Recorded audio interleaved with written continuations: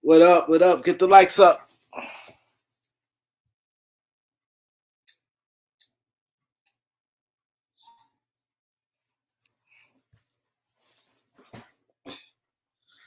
What's good? Let's get the likes.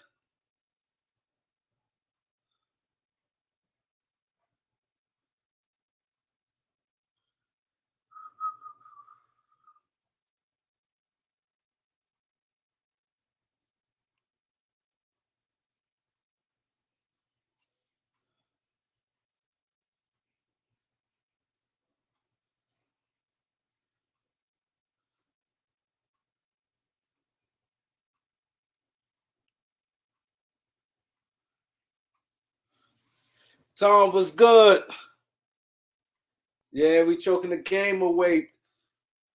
MBN Chan, he know what it is. Hit that like button.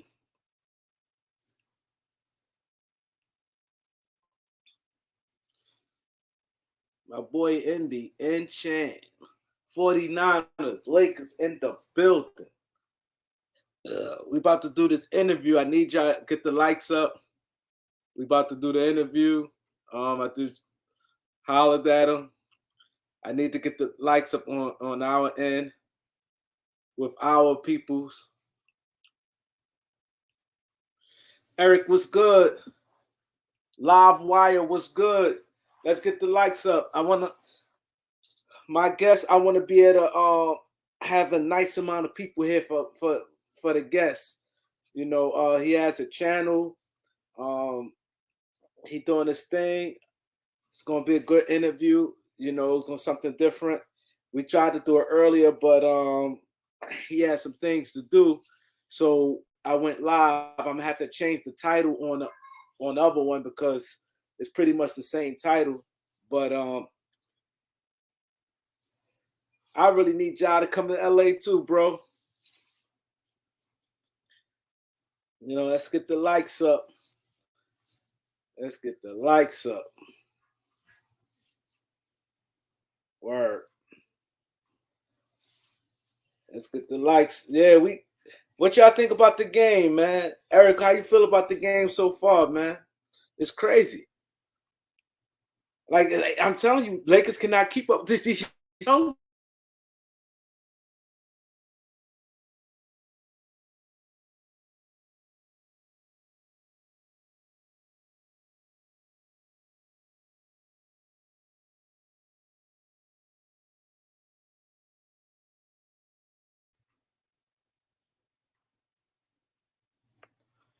Hope this Wi-Fi don't start acting up, man. But now he ready. I do not need this Wi-Fi acting up, man. That's embarrassing, man. Nobody had time to keep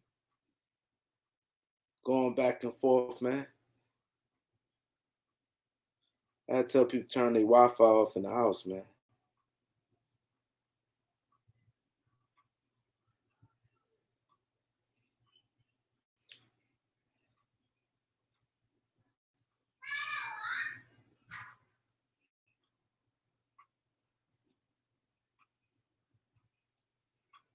Word.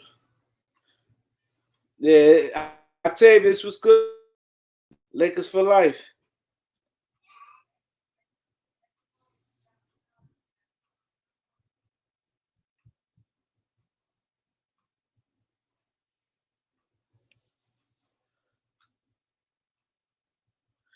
I'm finna be like, go Mike lagging. I hope not. I just got this Wi-Fi today, man. I hope this thing don't fail me, man. Because I don't like how it went out, and I don't like that it's even on the screen right now. And I don't want to, and it's quiet right here. If I go upstairs, the kids there. I want to have a professional, nice interview, man. Let me tell them to turn off the Wi-Fi, man.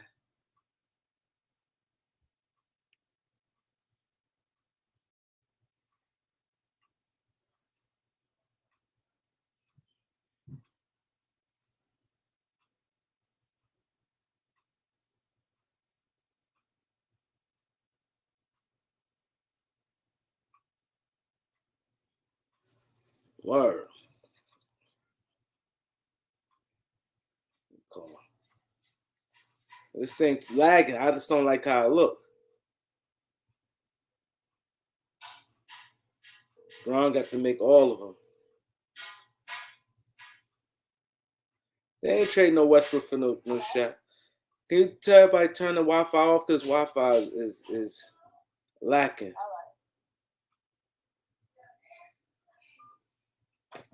Yeah, get the lights up. He about to come on. About to drop the link for him in a minute. He's ready. All I do drop the link. He's ready. Let's get the lights up. I need a strong internet connection. I took my Wi-Fi off. I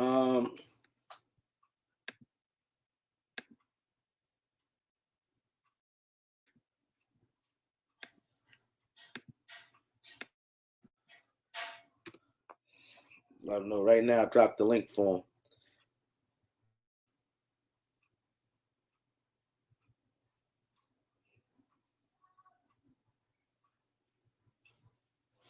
About to have a great interview, man. This is what I do.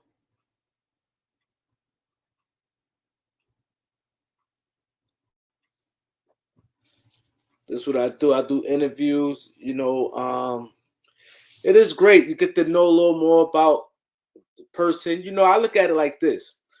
A lot of you guys watch a lot of our channels, and some stuff you want to get to know. Sometimes it's better when someone asks them and then you tell them, or you know, you go in depth to something that you might not know about the person. And a lot of times with interviews is very important because it helps you get to understand a person. Because sometimes if I'm out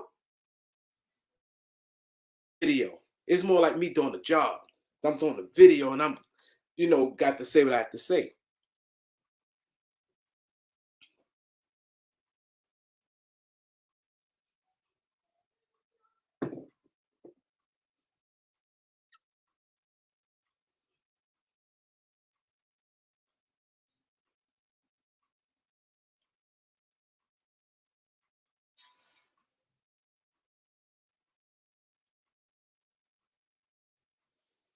You know what I'm saying? I'd say what I got to say. I appreciate that, MB and Chan. You've been helping me like crazy. You've been helping me like crazy. You know, I want to add like different things to it. Like, you know, yes, yeah, I see. It moved fast. I have my 1,000 sub in August. Now I'm up to 2,200 and December. So with that 4 months, 3-4 months. Russ needs to be traded outside Ben Simmons. Oh, I got a $200 bet. I got a $200 bet with Elder that the Lakers don't get Ben Simmons. That's the trade. Y'all heard it. I need to pin it. I need to pin that joint. Word.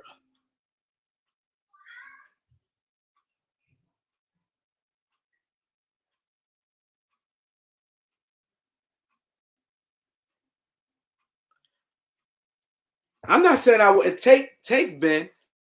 I don't think it's going to happen. It's not that I'm against Ben, but Russ, of course, you know I always would do the younger guy, but I just don't see it. I don't see it. I don't see it. Yeah, he cooking Reg dog. He cooking him. He cooking him. Yeah, I'm about to do the interview now. I already dropped the link for him.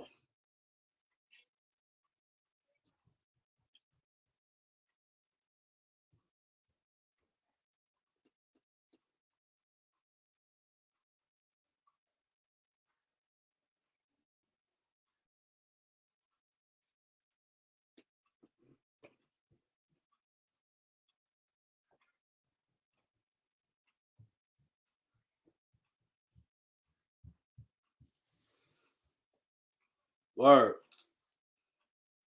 DC Static was good. Yeah, no chemistry, man. Yo, people be on Russ. That's why I said the Lakers is totally different, man, than any other team. You could be on these other teams, and the stuff you get away with, the Lakers, you got to perform. You have to perform. And that's what I was saying when I was saying the the disconnect between LeBron fan and Laker fan. That's what I was trying to explain. The Laker fans don't want to hear nothing but winning, man. Laker fans winning, that's it. They don't care who you is, man. Laker fans are a different animal. That's just what it is. Laker fan is a whole different animal. Kyrie for Russ, you're not really gonna get nothing for Russ. I'll probably do a video maybe tomorrow about Westbrook, like what type of deals you may see for Westbrook. You're not gonna see nothing like that. Like you know, it's just certain shit you're just not gonna see for Westbrook.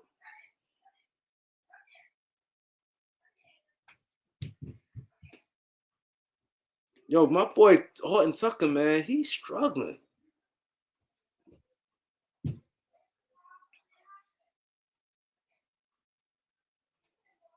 Ja killing us 41 points.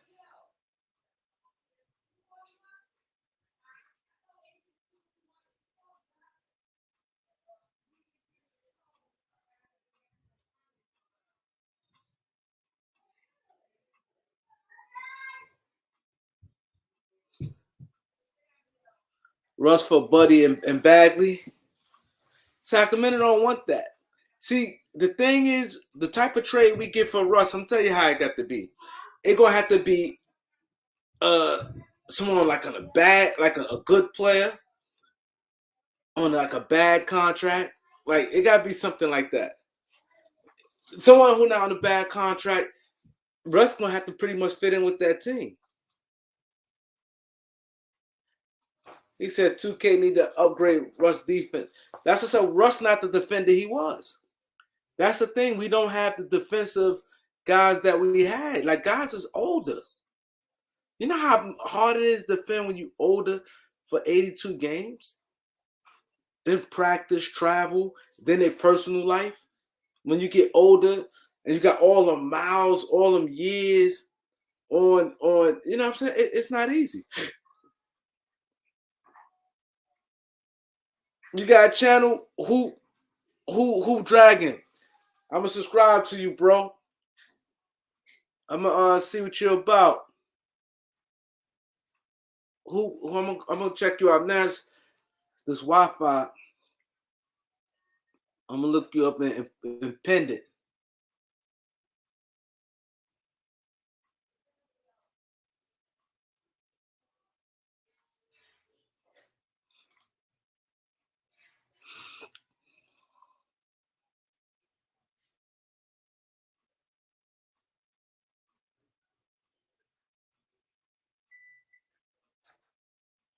Yeah, this thing going slow. But yeah, that's the thing, man. Nah, we not with no title SD. It's not. You can see it. And the thing is, the worst thing I think that they could do, since THT definitely is our biggest trade chip that's guy that possibly can trade it, the worst thing we could do is have this guy lose confidence, man.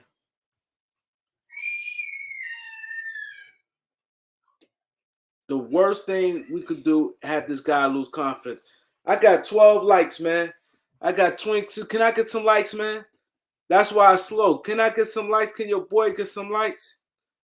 I got 12 likes. We're gonna do the thing.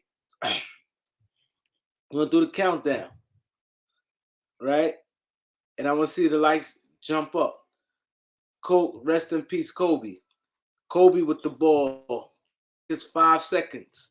Kobe, look at it. 5, 4, 3. Kobe with the ball. Shoot. 2, 1. And still got 19 likes. My boy Most in the building. Most is in the building. Everybody said you always come on when the Lakers lose, man.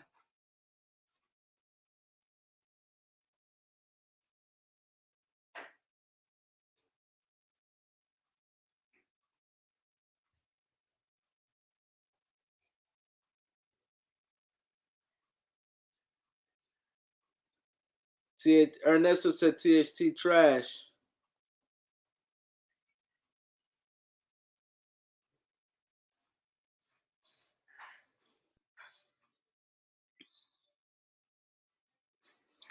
I'm gonna have to holler at you, most men. Loyalty was talk about a couple things, and I I kick with you. We're gonna do an interview, and after the interview, we could kick it.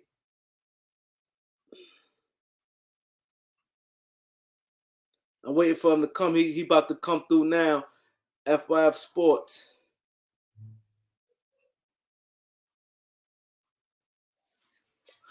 My boy Willie was good. Ultima was good.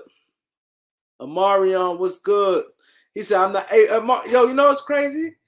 I'm 100% with you, Amarion. I'm not even mad. I said, yo, it's like it is what it is. We need to get younger. Bottom line, yo, everybody. That's us. Like, it's like you can't get mad, right, Marion? Word. It's like it's hard to even get mad at this point. You just have to wait for a trade deadline. Now I know I got a little $200 coming to me. Lakers not getting no Westbrook, man. Knowledge was good. Lakers, yeah, you right. Braun had 30. Look, LeBron putting up numbers. LeBron is putting up numbers, man. Westbrook had triple-double. He was 7 for 16. That ain't bad, but that's why I said you always can't really go by numbers too much. But you know what I mean? If you look at it, think about this. If you looking at if you think about this, look at it like this. Braun 13-25. Westbrook 7-16. This is the starting lineup. Malik Monk 6-9. You'll think like this hearing that, you'll be like, damn, it's not that bad. Big Albert was good. I'm waiting on your boy now, Big Albert.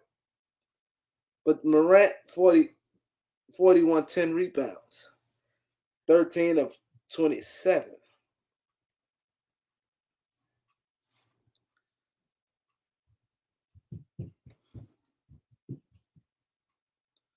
Yeah, it's crazy.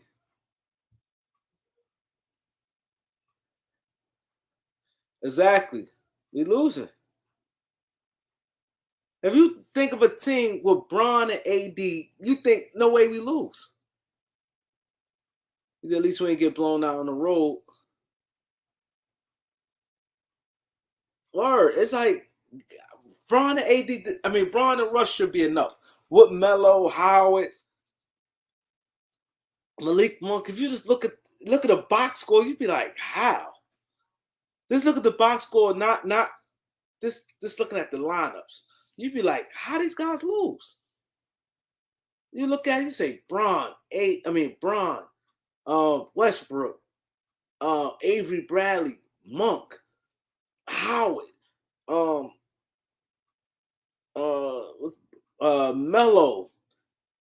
Darren Collison. You look at THT, Tell Tucker, you be like, you look at that, and then you look at other people's roster, and you be like, how the Lakers losing? How?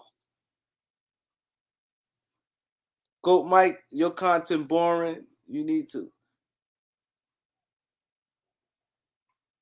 Wow. The real was good. Let me call him and see. You right, Eric? Eric, you right. You right.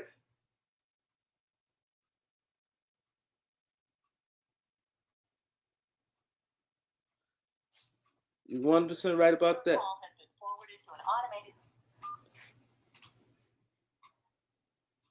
Melo don't play liquor D.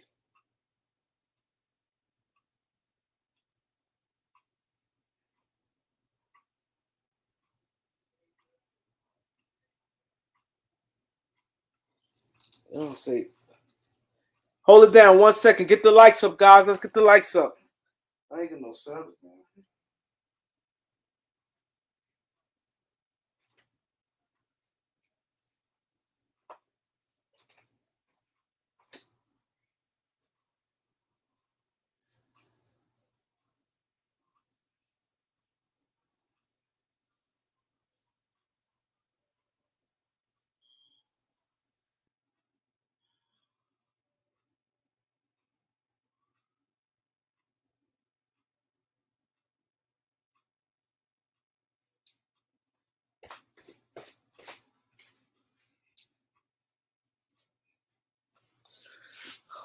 Marlon was good.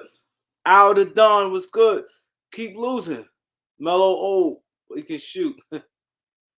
Goat Mike said he 35 away. He nervous. You get in there, Mike. You might get to 35 in the next couple of days, man, before the New Year's. What's today? 29? Well, 2 days? Damn. Damn, time flying. Those small lineups suck. I agree with you, bro. I agree with you. Those small lineups definitely suck.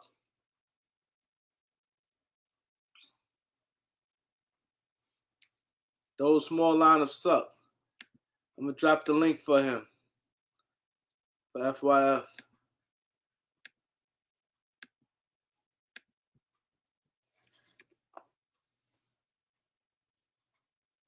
Ticket TV stream was arguing with people. They put you out? Yeah, my thing is, I don't know how people put people out. They not trolling. It's one thing if somebody trolling, like being disrespectful trolling. It's two kinds of trolling. It's trolling when you just laughing. Like, let's say we Laker fans and somebody come, Lakers is bums. And people getting at the Lakers, but not disrespectful, but like, this garbage thing, they ain't going nowhere. You shouldn't throw nobody out for that. But now somebody being disrespectful, then it's like, all right, cool. You get that. Yo, when is Vogel coming back? When Vogel coming back? I know you wasn't trolling the Marion, cause you ain't like that. I know you wasn't trolling.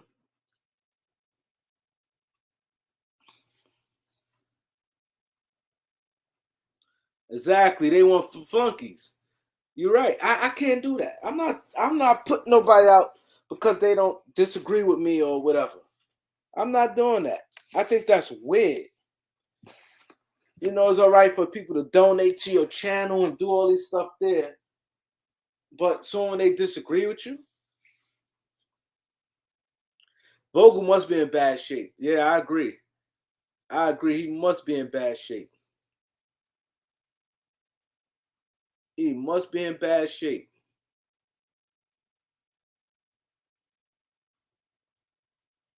I agree 100%. He said, I can't, big play Slay. He said, I can't take it no more. I just want us just to stay for now, because I don't think it's going to get too much better. And the reality is, up until when AD come back, I just want us to just to stay, long as we could be anywhere from 7 and 8, just stay around there. If we have to do a play, and so be it, just stay around 7 and 8. If we could just hover around that 7 to 8, stay there, because I don't see us going up to like the 4th seed or nothing. We just have to deal with reality, guys. We have to deal with reality, stick with where we at, and if it stay right there, Ryan was good, bro. And then when AD come back, the trade deadline and everything, now we know who we're rolling with. Then we have to kick it from there. Yeah, I took that Aaron recently. I know we below 500. Yeah, we below 500.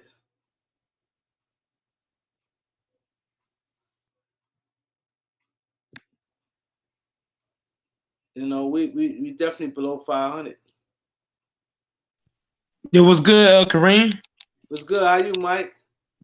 Hey man, might also make this a FYF Goat Mike and Kareem live because look man, 35 subs away from 1K. I'm starting to feel the jitters. I got the nervousness going on. Got guys in the chat roasting me. I'm about to hit this 1K marker. But you know what? You gotta have haters in life. If you ain't got haters, you ain't got nothing. You know what I'm saying? You gotta love it. You just gotta love it. Yeah, You gotta embrace it. So what you ready for the 35? Man, 35 away, Kareem. I'm literally like right there. 35 away. I never thought I would get this far, Oh but I'm yeah. like right there, literally. So what you think you had to do well? What you got? What you think you got to do for you to get to 35? Man, I had to clean up a couple of things. I had to be a little less aggressive with the takes. Let guys talk a little bit more than usual. Let them cap some, then debunk them after that. So mostly just letting guys talk more, not saying too many crazy, language. You know what I'm saying? Keeping it calm as possible. Just giving guys, they space to talk and stuff like that. Kind of like you. I kind of stole your method, just let guys talk, be chill, just sit back a little bit, relax, stuff like that. So when I stole your method of just being calm, letting guys talk, guys start subscribing. So that's the formula. Let guys talk, don't cut them off too much. Let them cap. As bad as it might sound, that's the keys. These guys is funny. Yeah, the interview's still on time. I'm waiting for him. I think he's trying to get some internet connection. Uh, but okay, so I think with my I gonna say I know, but I think it probably hurt. I'm gonna help some too. I think sometimes when you live, it's good to be like me, like with your face showing. I think that helps. Like because sometimes people want to feel the in person, like you feel more like you. I don't know. I'm saying with me, like I don't. Sometimes I turn the camera off and I just talk, but sometimes it's good just to get on and let the your supporters feel your connection. Because if you have your camera off, and let's say you have 10 people on your live, on your panel, and they all got their camera off. I'm not saying that it matters because I see a lot of people channel it don't, but I think sometimes it's good to be in person with them, and you turn your camera on and you talk.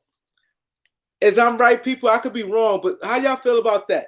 Like we can ask the people. I could be wrong, but I'm saying I think that sometimes if he show his face more and come on there and show his face, I think that it can, boost this some. What a what the thing I say is this, Kareem. Once I hit 1K, hey, once I hit 1K subs, Kareem, I started to show more. Once I hit 1K, I started to be more out there. Once I can hit the 1K marker. So right now I'm kind of just cruising it. But once I get them 35 more subs and I can hit 1K, then I'll start to be more out there, more to the open.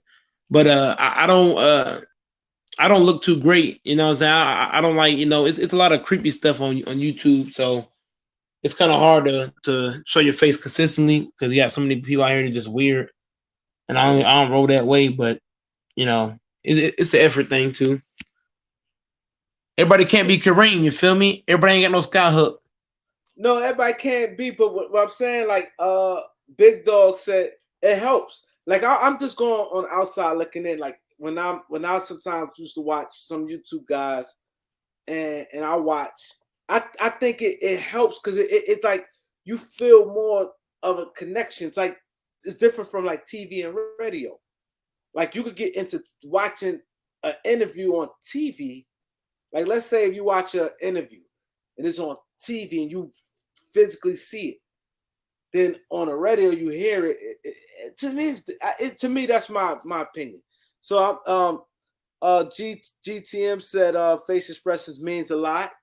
Uh, True and Real said, well, be yourself and have good information about ball. That's all. Don't let the haters get you. Yeah, so basically, some people kind of like it's like I guess it's up in the air. I'm not saying you have to do it all the time, but I'm just saying you up to you 35 away from your goal, and I think since you're close to your goal, it's good to start having a closer interaction with your supporters. They can see you. They can hear your pain, but to see your pain.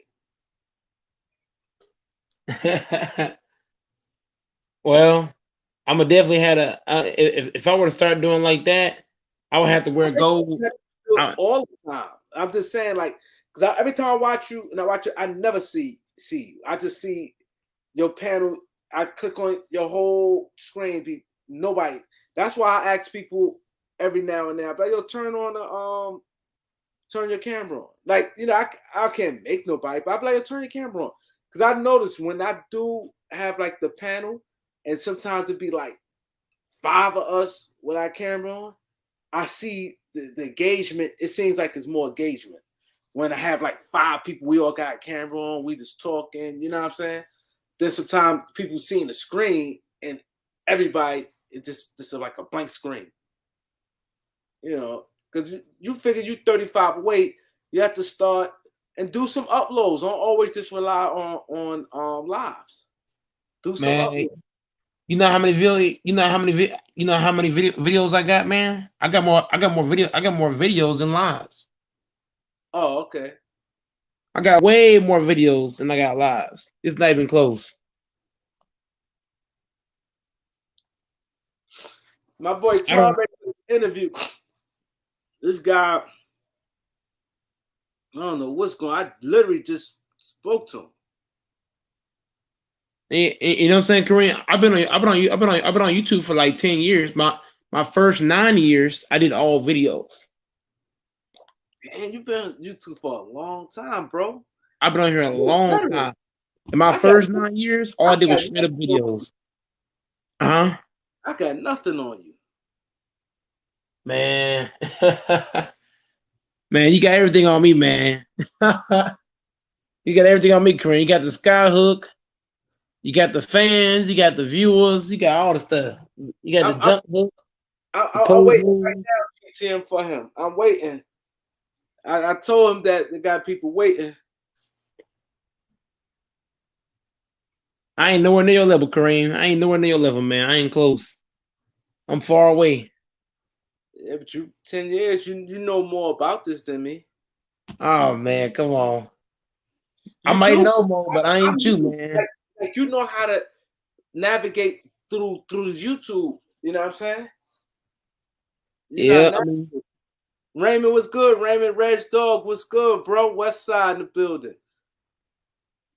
life's about you can know a lot of stuff, but that don't mean nothing. That don't mean content better. Your content way better than mine. It ain't close. I can't even compare the two. Salute. But I gotta give credit where it is. I might not even be top 100 for his content. It's so serious. You so what know, you think about your content that could get better? So you should always want to man, get better every time. See that should be always your goal. Like I try to get better every day because I'm new at this, so I want to get better every day. what the thing is this, Kareem, there's so many things that I want to do, but you know, YouTube is very strict with a lot of stuff. So it's like a lot of things you can't really do with YouTube without getting striked or a claim or this or that. So it's not easy to put out the bomb fire content like you want because of all the restrictions that they have going on.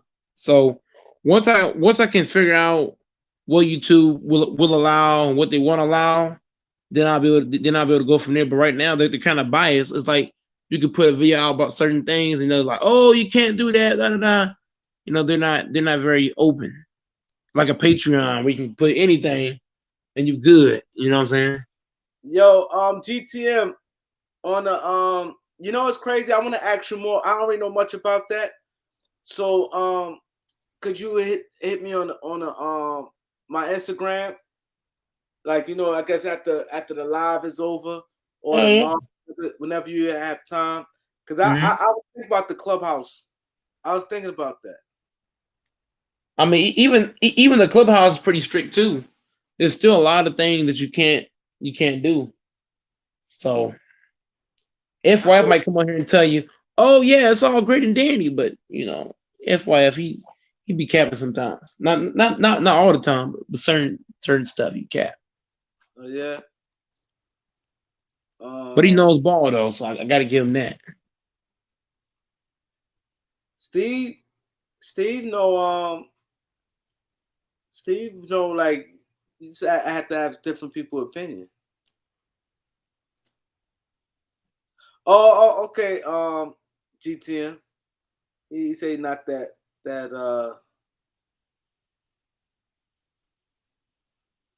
But Kareem, I gotta give FYF a lot of credit too, because without FYF, I wouldn't be shit on YouTube without FYF.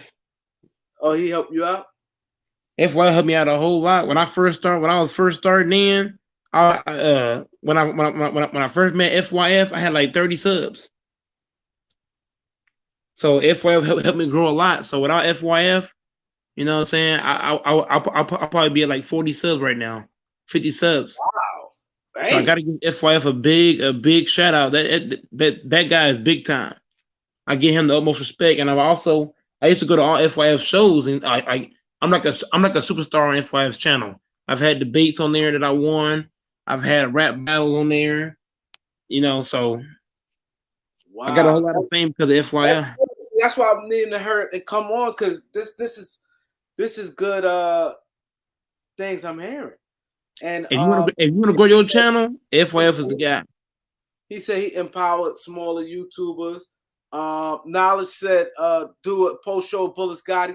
Bullis Gotti, I talked to Bullis Gotti be all over, man. That's my boy, Bullis Gotti.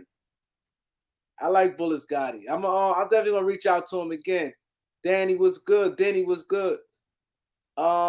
that's why I like that what he do. Like how, like, you know what I mean? They say he empowers smaller channels. That's what it's about. People don't realize you stay strong like that. Like, you know what I mean? That's just like street tactics. Like, don't just look at like you here. And when you get like people and you rocking with the ground, it makes you strong. Oh yeah, FYF is a big dog. I give him a lot of credit, because without FYF, I wouldn't be shit. A lot of guys will come on the live like, oh yeah, I did it all by myself. I'm not doing that. I gotta give credit where credit is due. I can't be lying like, oh, I built my channel all alone. I ain't had no help. Now some guys, Kareem, they might roast Gold Mike and say, oh, well, Gold Mike ain't shit without FYF. Okay, well, why should I lie and act like that's a lie? That's facts. Without FYF, I ain't shit. I ain't gonna sit here and lie and be like, yeah, I should get all the credit for the channel and this and that.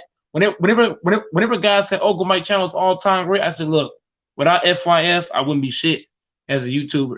So I gotta give FYF his respect and his credit. I can't be like a greedy person and just act like I did it all alone. You know what I'm saying? We all need help in life with something, whatever it is, whether it's online or offline. We all need help with something in life. You know, whenever a guy says, "Oh, I did everything myself. I never need no help with nothing," that's all cap. You can't tell me one person didn't need help with something. You feel me? So, everybody needs help with something. Amarion said, you need to hit up Ticket TV, ask him. Ticket never helped me. And GTM said, don't do that. I'm blocked by Ticket, man. He blocked my ass. He don't fuck with me. Now I'm waiting for Desmond. I'm waiting for FYF to come up. Once he come up, then we're gonna do the interview. But I be sharing FYF. I be sharing your links and FYF links a lot, because I'm telling you, you want to grow your platform, look for FYF. FYF is big time. So what did he actually do for you? Okay. Here's some of the biggest thing what FYF did. He said, look, you got to make sure your titles are not too long. When you have long titles, it's kind of hard to search you up. When you have long titles, that's the first thing. You gotta have short titles. That's thing number one. Number two, you have to add tags to your videos. If you don't add tags, it makes it also hard to find videos. If you add tags, people can find videos easier if you have tags. So you have to add your tags. You gotta have shortened titles. And he also said too, he said make sure to share your links on other platforms. Like for example, if I have a Facebook or a Twitter or something like that, share your links over there. Or not even just that.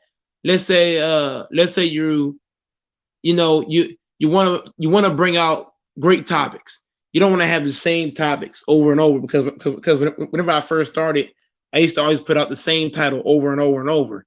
So you have to mix the titles up. Like don't be making Laker videos all the time. You know, I'm a huge Lakers fan, so that's what I was doing. So I had to switch up with all the still making so many Laker titles. Made like music here, or might be real life stuff here. It might be an educational thing here. So it's not just your tags and your titles, but it's also your thumbnail. The thumbnail is a big key because your video could be boring as shit locks. But if you got a thumbnail that's intriguing, I'm gonna click on that shit just off the thumbnail. So your thumbnail is key, your titles is key, your tags is key, and also sharing your links with other uh platforms like Facebook, Twitter, and also you have to collab. You got to go to other guys' channels and hop on and collab with those guys. So you're getting put out to their fans. So I might hop on your channel, then I'll go to Sports Critic, I'll go to Bang, go back to FYF. So that's making you more exposed to everybody else. So those are some of the biggest things you got to work with: titles, tags, thumbnails, collabing, sharing links to other channels, stuff like that. And you just debate respectfully. Because if you hop on a platform, like for example, Kareem, if I hopped on here and I was debating you and I was calling you bitches and hoes and all that shit, I'm not gonna gain no subscribers that way. Because I'm calling the host out of his name. So now his fans are like, I'm not gonna subscribe, I'm not gonna subscribe to that nigga Goat Mike. Oh, he's on the phone. I'm listening. So if me and you have a debate, I can't call you out your name. I gotta keep it respectful so that I might draw your fans over my channel. If I'm debating you, I'm respectful about it. But most guys, when they hop on other panels, what they do, they start calling me about their name, this and that. You're not helping yourself that way. If you have a channel, you got to keep respectful as possible. Those are some of the biggest keys. So yeah, I laid it out there for you. You know what come up here, knowledge. Yeah, but yeah, I'm still waiting.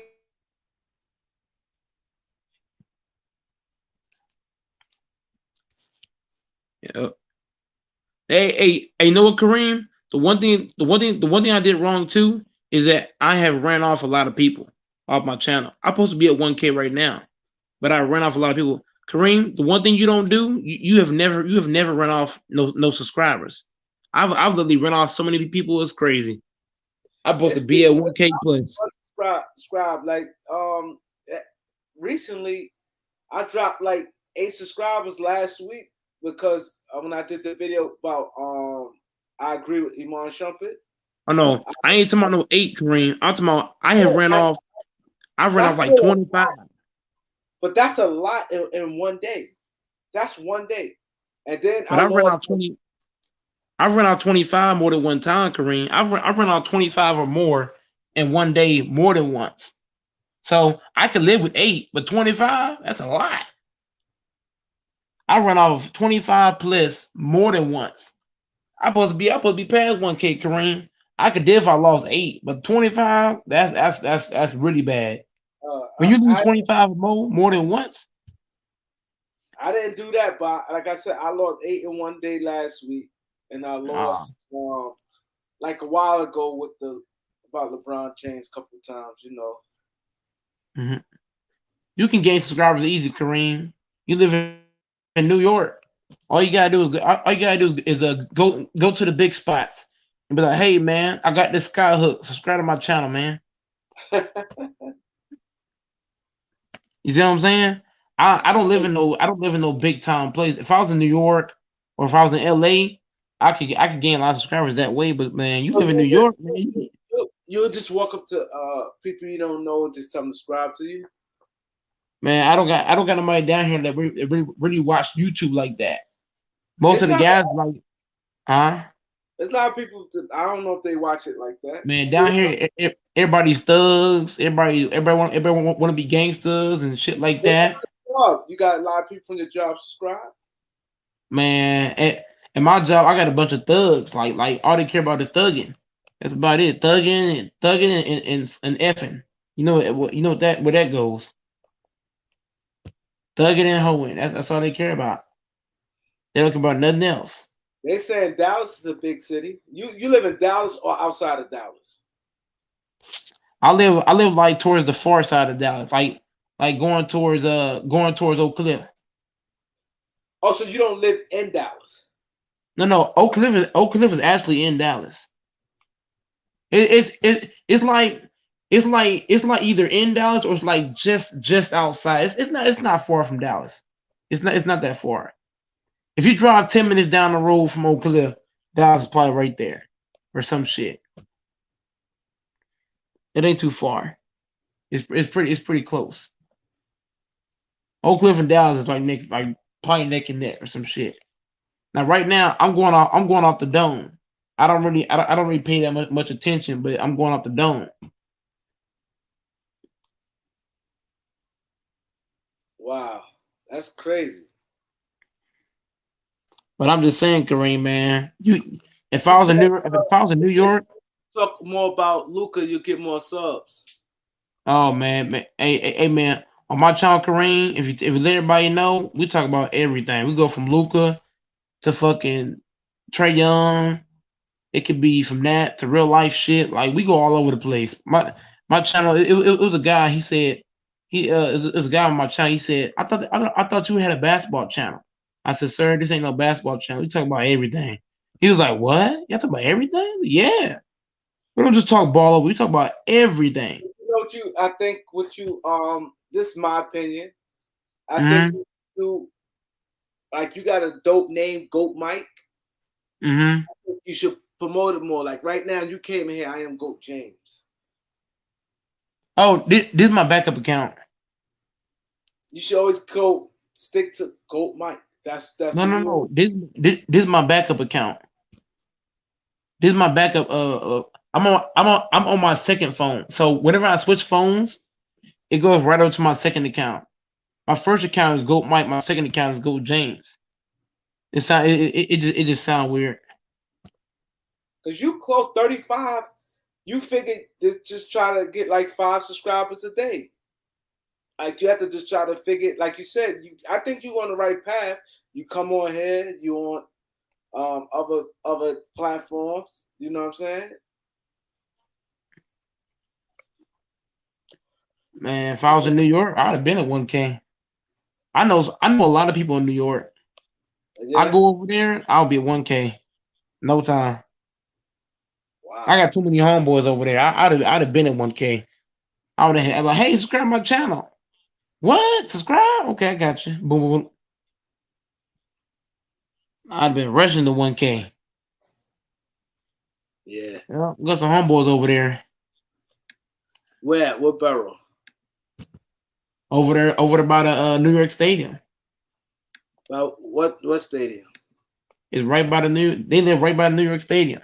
If you know where the New York Stadium is, where the Knicks play, they live like down the street from there. Oh, Manhattan, and 33rd, 30 Madison Square Garden. You talk about? Mm-hmm. That ain't far. That ain't far from where New York is. That ain't far. That's down the street. What's ain't far? If you want, hey, Manhattan is not that far from New York. That shit close as fuck. Manhattan is New York. But that's what I'm saying. Look. I'm not from New York, so The I'm kind real goat is here. Don't speak about New York, of. boy. Hey, Phil, you funny as hell, dog. Hey, yo, Look. why you block me off your panel every time I'm getting the best? Who blocked you? Who Huh? blocked you? I didn't block you. Huh? That was Ghost Riders. Ghost Riders. Nah, I got you on tape, boy. I didn't block you. And why your basketball Somebody videos you else be playing blocked one you. on one? Why you shoot so many air Ain't balls? nobody blocked you, man. Ain't nobody blocked you, man. Why you shoot so many air balls in your basketball videos, Why bro? why you don't like making coffee, nigga? I love fucking coffee, man. I Huh? had some creamer in that motherfucker, some fucking sugar in that motherfucker. And you know what? I also like to eat Jason Deli. Look at that great salad, bro. You got ham, turkey, fucking Hey, yo, cheese, can I ask you a tomato. question, Go Mike? Yeah, go ahead, bro. Why you shoot so many air balls in your basketball videos? Hey, what is basketball? I don't know what basketball is. I'm not a You got basketball Bro, player. videos, right? you play like an autistic I'm not a homeless dude. basketball player. I'm a football player. I've already said that. I'm a Nah. football player, not a basketball player. Oh, you play I play more football? football than Since when you play anything. football? Since when? I'm a football guy. I play He football. play like an autistic 5-on-5s, shit like that. Josh Randall. I don't play basketball like that. I'm a football player. When If he you You're a watch, football player, play. bro. I am a football player. What you mean, You never gonna get 1,000 subs because you don't know nothing about man? basketball. Hey, you know what? Hey, you know what? Films. I don't play. I don't play basketball. Yo, you know what this dude was trying to argue me, Kareem, and he kicked me off his panel. He said No, I Andrew didn't. That's Bynum is that. better than Ain't AD. nobody kicked you out. You fell He out. said who? Andrew Bynum is better than AD. This Nah. dude No. is Here's this What? what, dude here's what is I'm saying, stupid as Kareem. hell. Hey, Kareem. Here's a Kareem. He over here capping. He talk about I said Andrew 80. Bynum I being in said the 80 weight got all the skill room, in he the world. bang 80 and got all all that. the skill, right? Right, Kareem. 80 got all the skill in the world. But I'm saying I feel like Bion's physicality would kind of make 80 scared. Bynum was a bust. He didn't even last 4 or He's 5 not years in even the a NBA. Kareem. Hey Kareem, can you please tell him to just sit back for a second, bro? He just talking at this point. He's not having a conversation. He's just talking. I'm trying to have a conversation. I'm not trying to go No, back. you trying to Yeah, prove a stupid point that hollering nobody in the all that world stuff. would prove but you. Go ahead though. You Make see, your you point. see, you're not trying to have a conversation. You're just talking. I'm trying to Make have your a point. conversation. We're not 5-year-olds. We're all grown men. This motherfucker. We're not no kids on here. We all Okay. grown men. Andre, stop lying. So let's have a real conversation. What All I'm right, go saying ahead. is, I'm not. Look. If you listen to what I'm saying, you will Stop comprehend. lying. AD is way better for us. 80's way better for his skill set than Bio. But what I'm saying to you is AD does not play well against physical players. Physical players, they get 80 out of his game. You watch Jay Crowder get 80 out of his game. You watch a So DeAndre how 80. do you explain his physical play in the bubble when he dominated? Bro, what has he done outside the bubble? Nothing. Okay, what has Bynum He's a ever done? bubble. AD's a bubble player. He's bubblegum AD. Bubblegum Nah. AD. That's what I call him. Bubblegum AD. Because since the bubble, he ain't done nothing. Hey yo, he did something all in New Orleans. Kareem, what you think of Bynum being better than AD? He said he I taking didn't say he Bynum was over better. AD. I No ain't way. say he was better. No Hold way. on. You I said ain't you say would he take better, him over Kareem. AD. Kareem. I ain't say he better. I'm saying his physicality could get 80 out of his game. That's what I'm saying. Oh my God. Andrew Okay. Bauman's he's a physical player. He would get 80 out of his game. 80 hold on. Name me a physical player that 80 play well against. AD will kill that boy, man. Draymond, hold on. In the playing tournament. Big Ray, What did Draymond Green do to AD? you're making a lot of noise. Yo, turn your mic off, Yo, Big what's his Ray. name? Big Crazy, What man. did Stop Draymond watching Green do TV. against AD? What did Draymond Green do against AD? Draymond Green is not better than AD. But what did Green do to AD? I He got saw physical. AD give He got DeAndre physical. 8 and 80 shot 5 47. of 4. This man shot 5 of 14 against Draymond Green. What that tell you? AD cannot play well against physical opponents.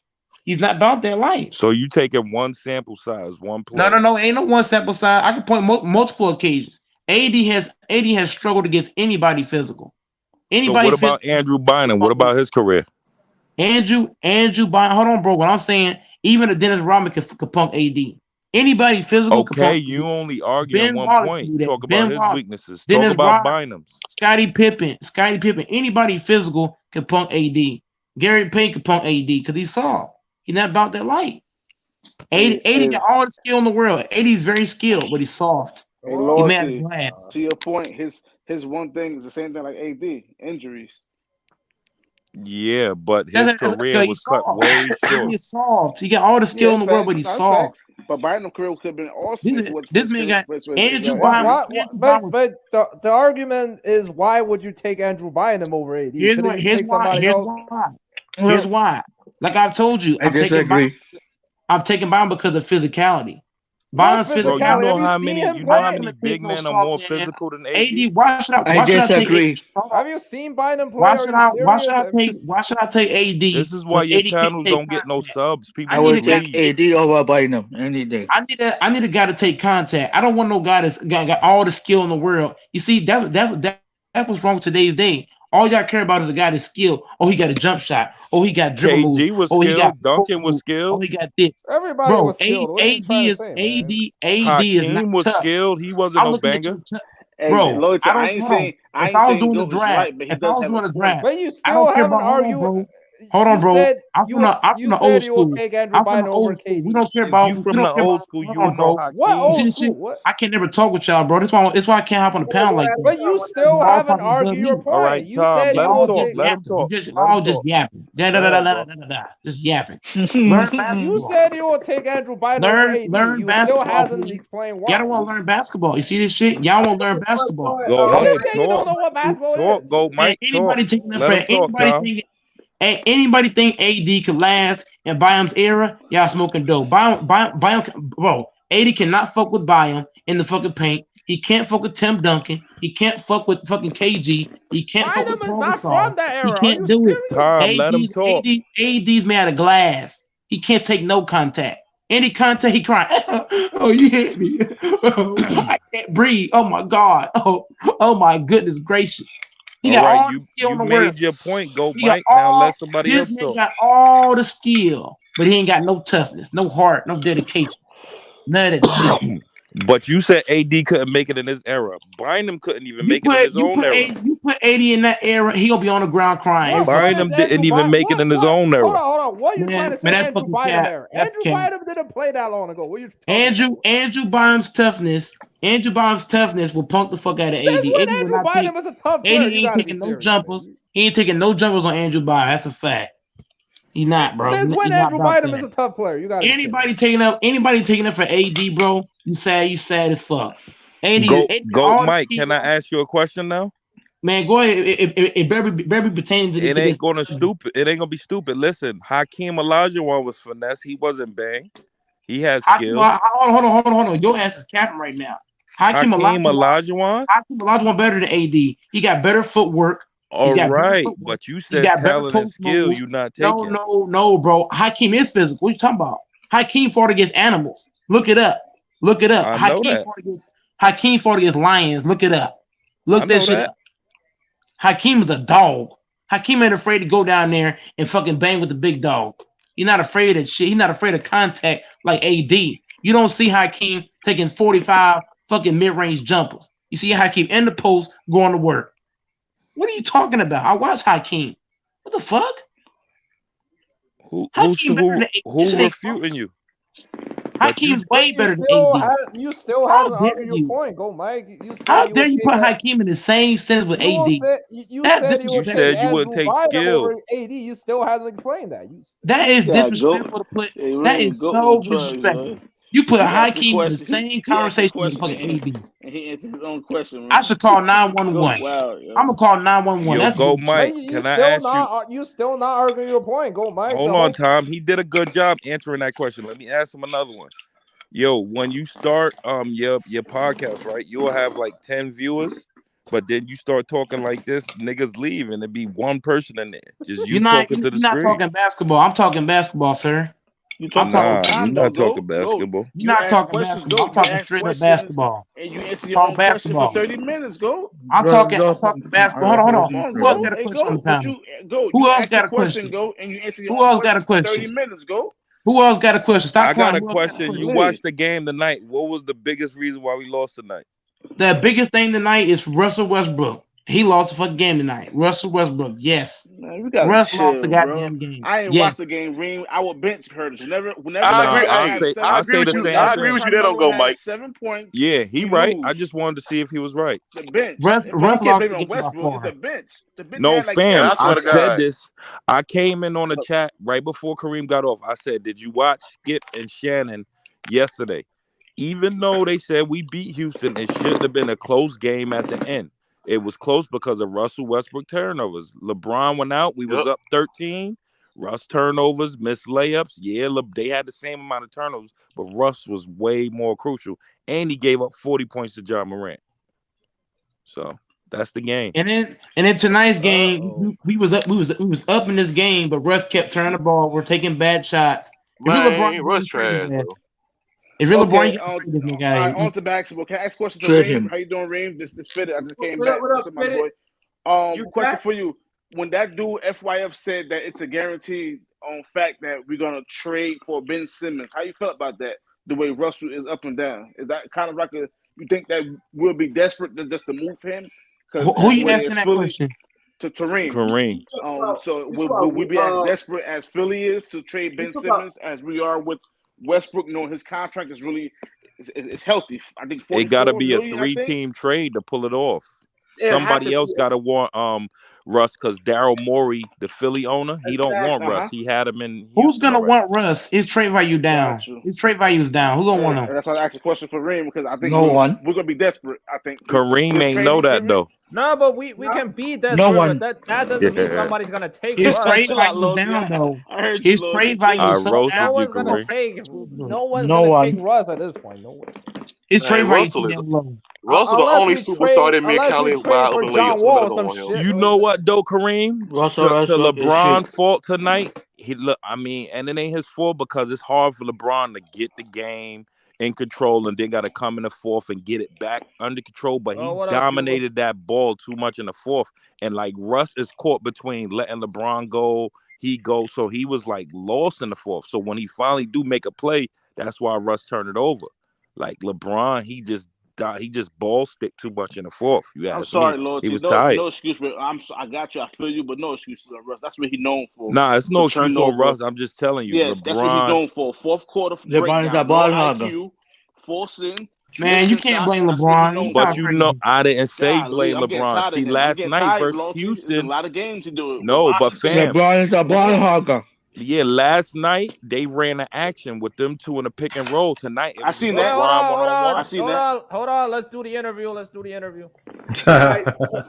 waiting for like an hour for this shit. Let's just do it. Yeah, they want the interview.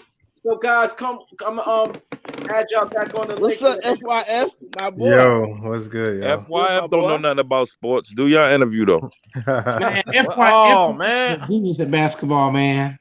Shout out to FYF, man. Real shit. You just say you don't know what basketball is. FYF, write an ebook on how to get 1,000 scrubs and sell it to this dude.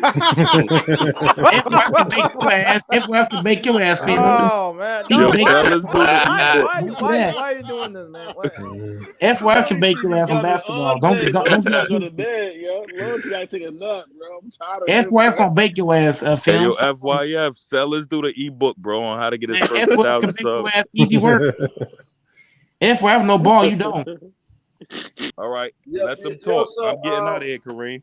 All right, I'm about to do the interview. Yeah, I got FYF here. All right, so what's up, bro? What up, man? My bad, man. Yeah, I was out tonight, man. I had to go to a dinner, but I'm back now, man. What's good, man? Ain't nothing. You got you link your people on. A lot of your people. Yeah, I'm sharing it right now. So hopefully they come pull up. Hold on, yeah, they was on here. Your boy, he's like, yo, man, tell them to come through. I said, yo, they ready to kill me. Your people fuck with you hard. Good thing, man. That's what's up. Hold on, let me see. I'm sharing. I literally just shared it right now. I just shared it. Oh. Yeah, so I want to give them a moment to come through because a lot of your people came through today. It's like, yo, I wonder what you got to say, you know. They definitely come through. I just shared it, so they should be pulling back up here in a minute. Guys, I'm about to do the interview. I ain't gonna be able to link y'all in. So can y'all like drop out because I don't want to mess up the internet.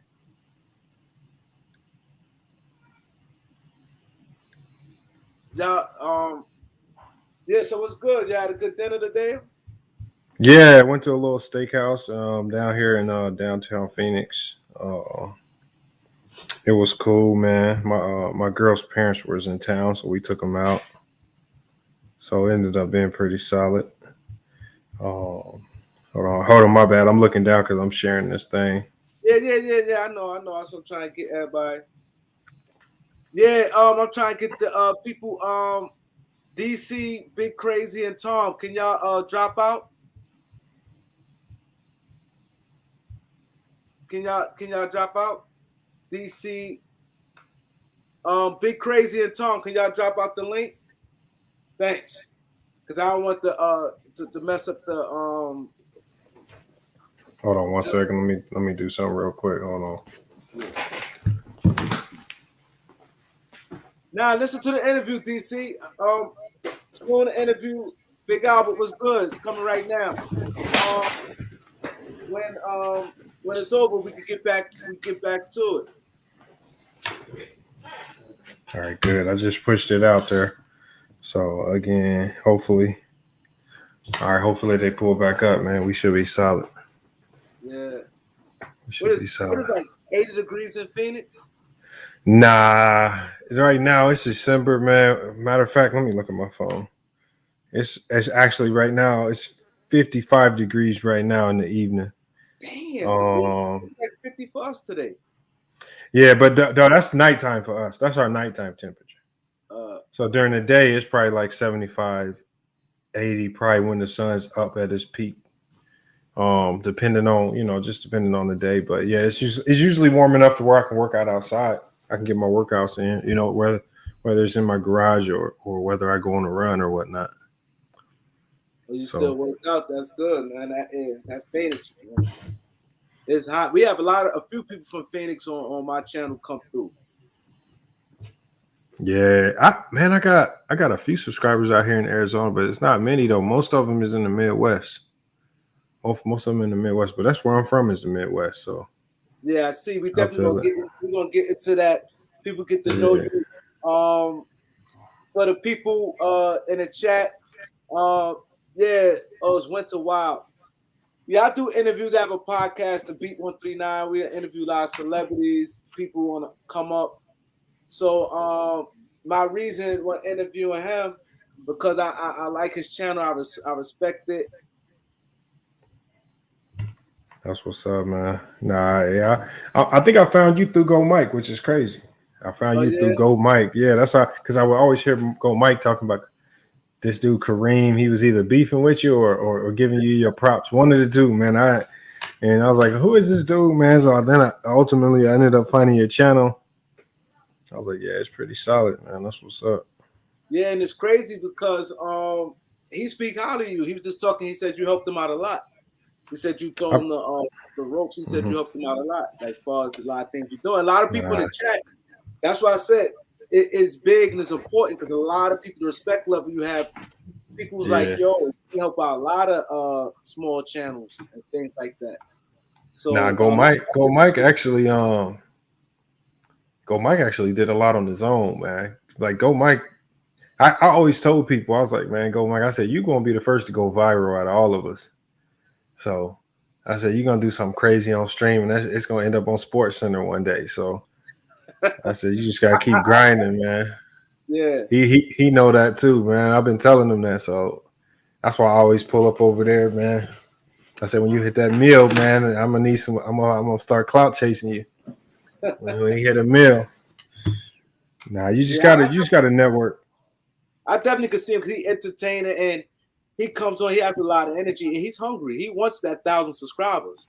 So I've been trying to do what I can to help him because he really passionate about 1,000 subscribers, man. He said, "Am I a Phoenix fan?"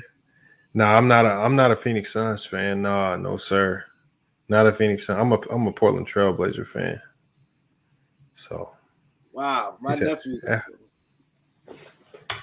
Yeah. So you think this is or a lot more? You think we just want to start now or like a couple minutes? I don't know how many people. We can start whenever. I don't know. What are the numbers looking like? It's like close like 150. That ain't too bad. All right. Yeah, because people want to come in. Yeah. So checking in here with Laker Talk with Kareem. I'm interviewing FYF Sports. For the people who don't know you, what's your name? Where you from? Man, Lamont. I think everybody know my name, man. I started off on this YouTube thing just as my name. I didn't even mean to have a channel. And I'm from Indiana. I'm from Indianapolis, Indiana, but I moved out here to Phoenix, man. I got a little job opportunity and was able to start coaching out here at Grand Canyon University. So that's what brought me out here to the Midwest, man. It was a little coaching gig, coaching basketball. And, here we go right now. So how was life growing up in Indiana? Man, I'm trying to explain it. So I kind of, it was weird. My upbringing was weird because I grew up in the hood, But then as I got older, my parents started making more money, and then we ended up in the suburbs in a more like affluent community. So I kind of saw both sides really coming out of Indy. So we was in, I'm trying to remember the name. We was in one of the worst hoods in Indy. I know when I was real little, one way in, one way out type of neighborhood. And then, you know, as I got older, it was cool. It was always pretty chill everywhere I went. It was really always a big sports state. So we was always in the basketball for the longest. So wherever I went, regardless if it was in the hood or in the suburbs, man, it was always basketball was first. So my dad made sure we was on the squad wherever we was at. So that's how I really got into basketball. You said who? Have siblings? I see you saying you have siblings. Yeah, I got 2 brothers and I got a sister. So I'm the middle because I got a younger brother, older brother, and I got an older sister. So yeah, we all kind of scattered right now. Sister in Kentucky and brothers kind of scattered out throughout Indiana. I'm the only one in the West Coast. So okay, growing up, you said y'all went to the hood. Did it stop you, or what stopped you from getting like heavy in the streets, or was you heavy in the streets? Never was. I honestly don't even know. I think my parents just kind of shielded it from me because growing up, I never really noticed it. They did a good job of like shielding me from like the streets and keeping us like staying out late at night or even going out, hanging out with the wrong crowd. So I was really kind of blind to it, even though I was in the hood. Like I knew I was in like bad, crazy neighborhoods sometimes, drug infested. But in Indiana, it's like an unwritten rule, right? It's like an unwritten rule. Like if the kids hoop, you leave them alone. Like you don't even bring it around them. I don't know why it's like that in Indiana. So it was like a combination of my parents, but it was also like a combination of the street dudes. Because now that I think back on it, like sometimes I would walk to my high school or walk to my middle school. It'd be dead in the middle of the hood, just crazy stuff going on around me. But nobody messed with me. Nobody said nothing to me. Nobody approached me about no gang stuff, none of that. And it was just like, okay, now that I think back on it and now that I know some of the people I know, it was because that's just like the code of the streets in Indiana. If they hoop, man, they just like the untouchables. Like you can't approach them. You can't say nothing to them. You can't mess with them, none of that. And that's just how it was in Indiana. He said Hoop Jargon said that's most hoods, but it is, but it isn't. Right? Because I know a lot of dudes that I actually hoop with that was affiliated with gangs, closely connected, you know, because when I hooped in Chicago. So again, it is and it isn't. I know in Indiana they wouldn't even let you, like you wouldn't even know what Gangsta Disciples was. You wouldn't know what GD was. Like you would hear of it, but you would have no idea what it was. Like they literally kept us blind to it. Like they would not let you get affiliated with it if you hooped and you was really nice with it. So me growing up in New York, and I'm glad you gave some insight on that. Me personally, I always looked at Indiana more like a white state, laid back, real slow going, not many African Americans, not many violence going on. I know Michael Jackson grew up in Gary, Indiana, but I always looked at Indiana like that. So it seems now, like what you're telling me, it's really not that. Like, you know, it's gang affected. It is like it just depends on what city you in. So you got places like Gary, you got places like Fort Wayne, you got Indianapolis. Those are going to be the more diverse cities, you know, where you see the cultural diversity, a lot of the gangs and stuff like that. Like if you go to some of the small towns, and, you know, like Lafayette and Carmel, Indiana, and places like that, yeah, you're going to have the cornfields. You're going to have, you know, mostly white population. But that's what most of the smaller cities, Indiana's really made up a whole bunch of small farm cities. But when you hit those bigger cities like Gary, Fort Wayne, like you had Elder in here. Elder grew up in the Fort Wayne, Elkhart area, right? Those are two of the bigger cities, right?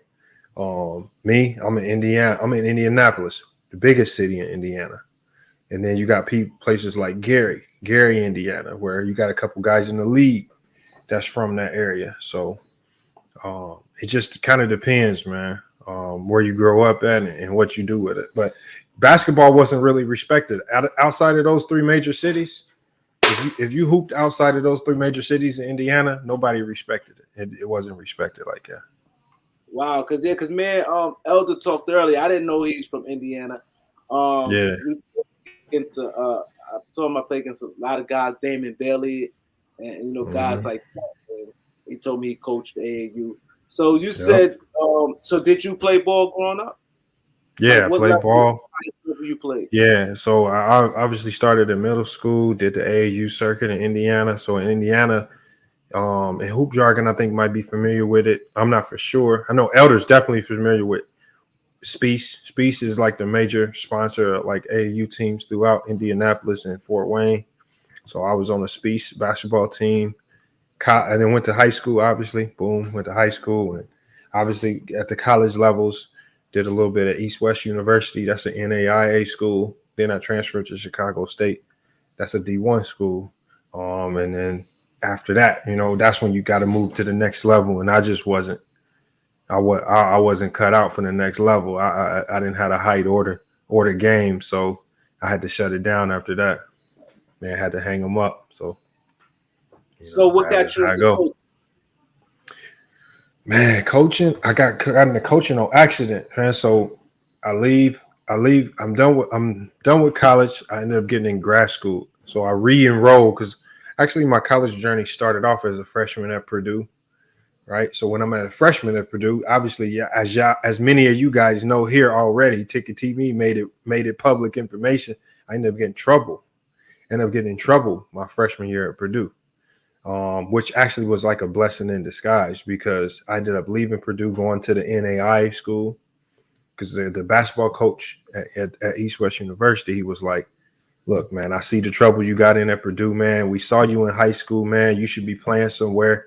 He was like, you might as well come on over here to Illinois. East West University is in downtown Chicago. Come hoop with us, man. And we'll take care of you. We're going to make sure none of that happened. So I ended up going over to East West, got an opportunity to walk on in Chicago State. So then I was there. So then I finished. And then I ended up going back to Purdue University for grad school. And I'm just there as a regular student in grad school. And that's when I was introduced to a new level of basketball that I didn't even know existed, and it's called club basketball, right? I knew about prep school. I knew about D1 college, all of that.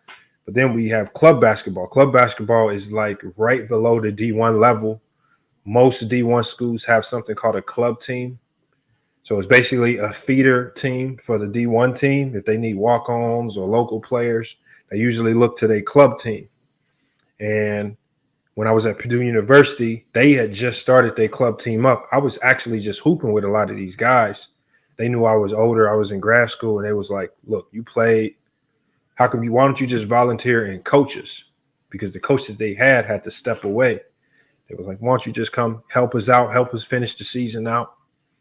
So I ended up helping them finish the season out. This is my first year coaching. I don't know nothing about coaching. We ended up getting to the NERSA National Championship game, but we lost in the championship game. And then I was like, man, we got to come back. We got to run this back. I ain't like that feeling. And so I said, you know what? We're going to come back and we're going to have a whole summer. I said, we're going to do it the right way. We're going to work through the summer. We're going to come back next semester, and we're going to be right. So we ended up working through the summer, had our little training camp when the first semester started, man. We ran through everybody at Purdue. And I think we had like a 20-3 record or something like that. We get invited to the Nationals. We win the national championship game against Pittsburgh. I'm talking about it was an epic game, man. My best player, JT Thomas, dropped 40 and we was down 17 with 6 minutes to go. I'm talking about it was one of the craziest games. I actually got the audio to the game. I lost the video, but I got the audio. I might play the audio on my channel just so people could hear it because it was crazy. And then we win the national championship.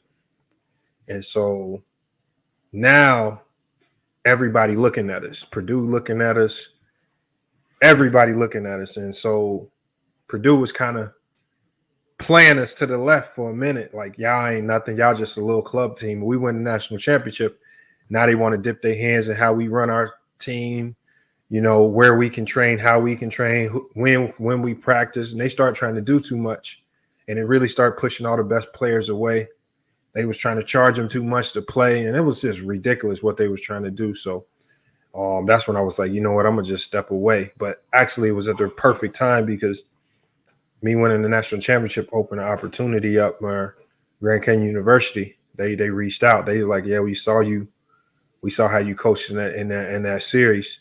In the NCBBA championship and the NCBBA nationals, and we want you to come out here and we gonna do it the right way. And so I looked at what they had going on at Grand Canyon. They actually got like probably the best club basketball program in the nation. And that's no joke. You know, we probably the only club team with our own facilities. We got our own gym separate from the D1 stuff. We got our own workout facilities. We got everything that a D1 team will have.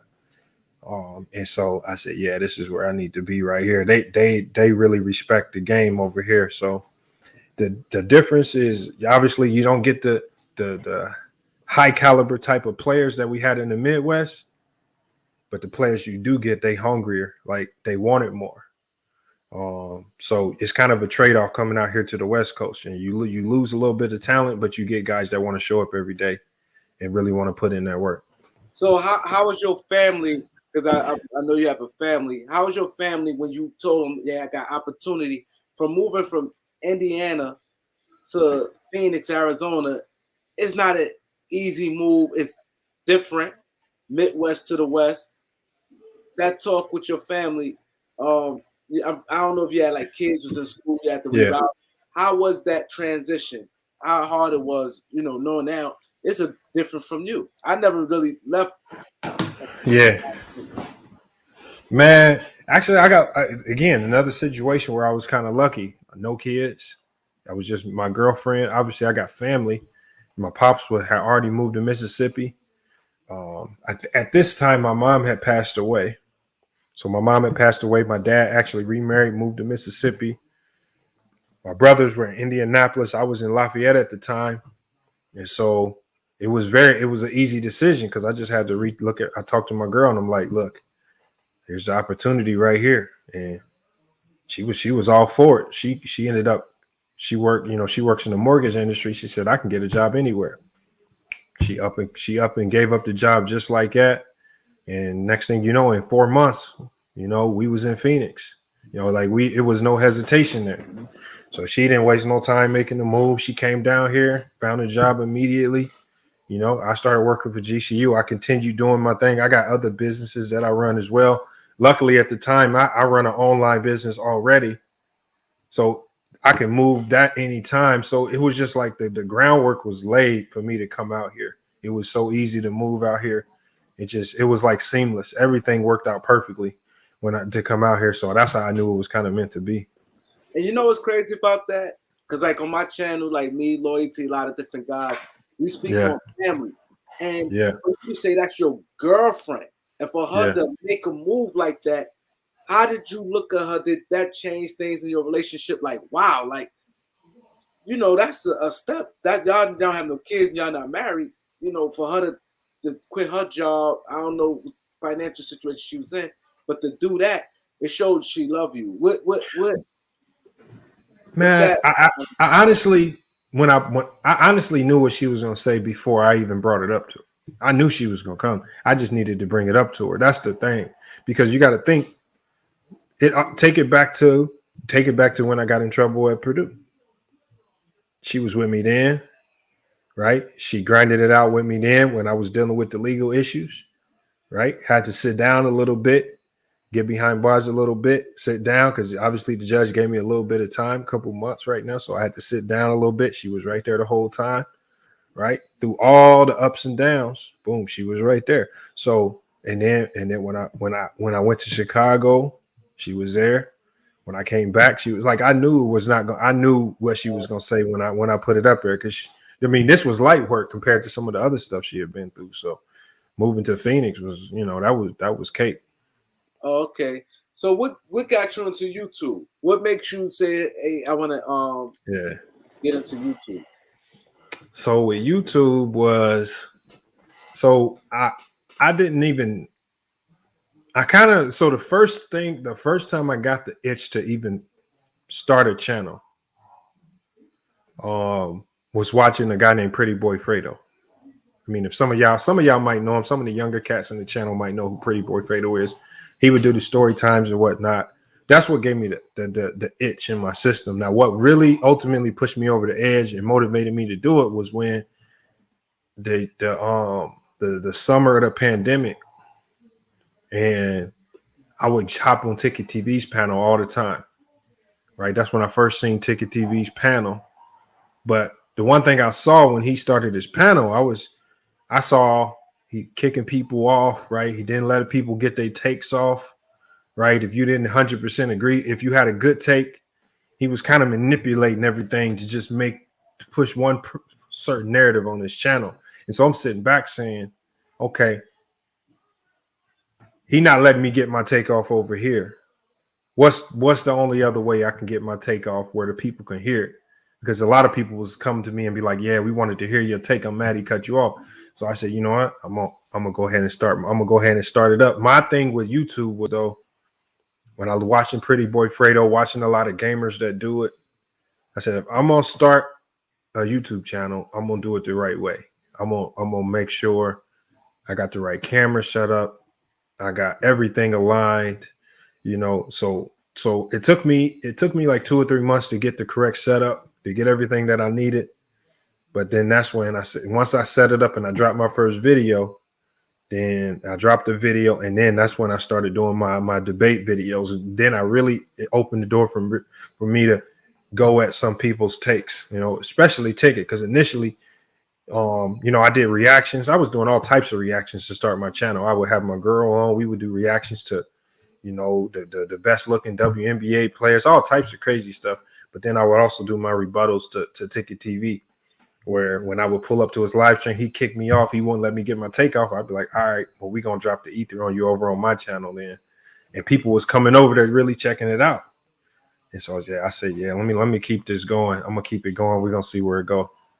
So your channel, you said, so it started 2020. Yeah, May of 2020. Yeah. So you pretty much did a lot in not even 2 years, like a year and a half.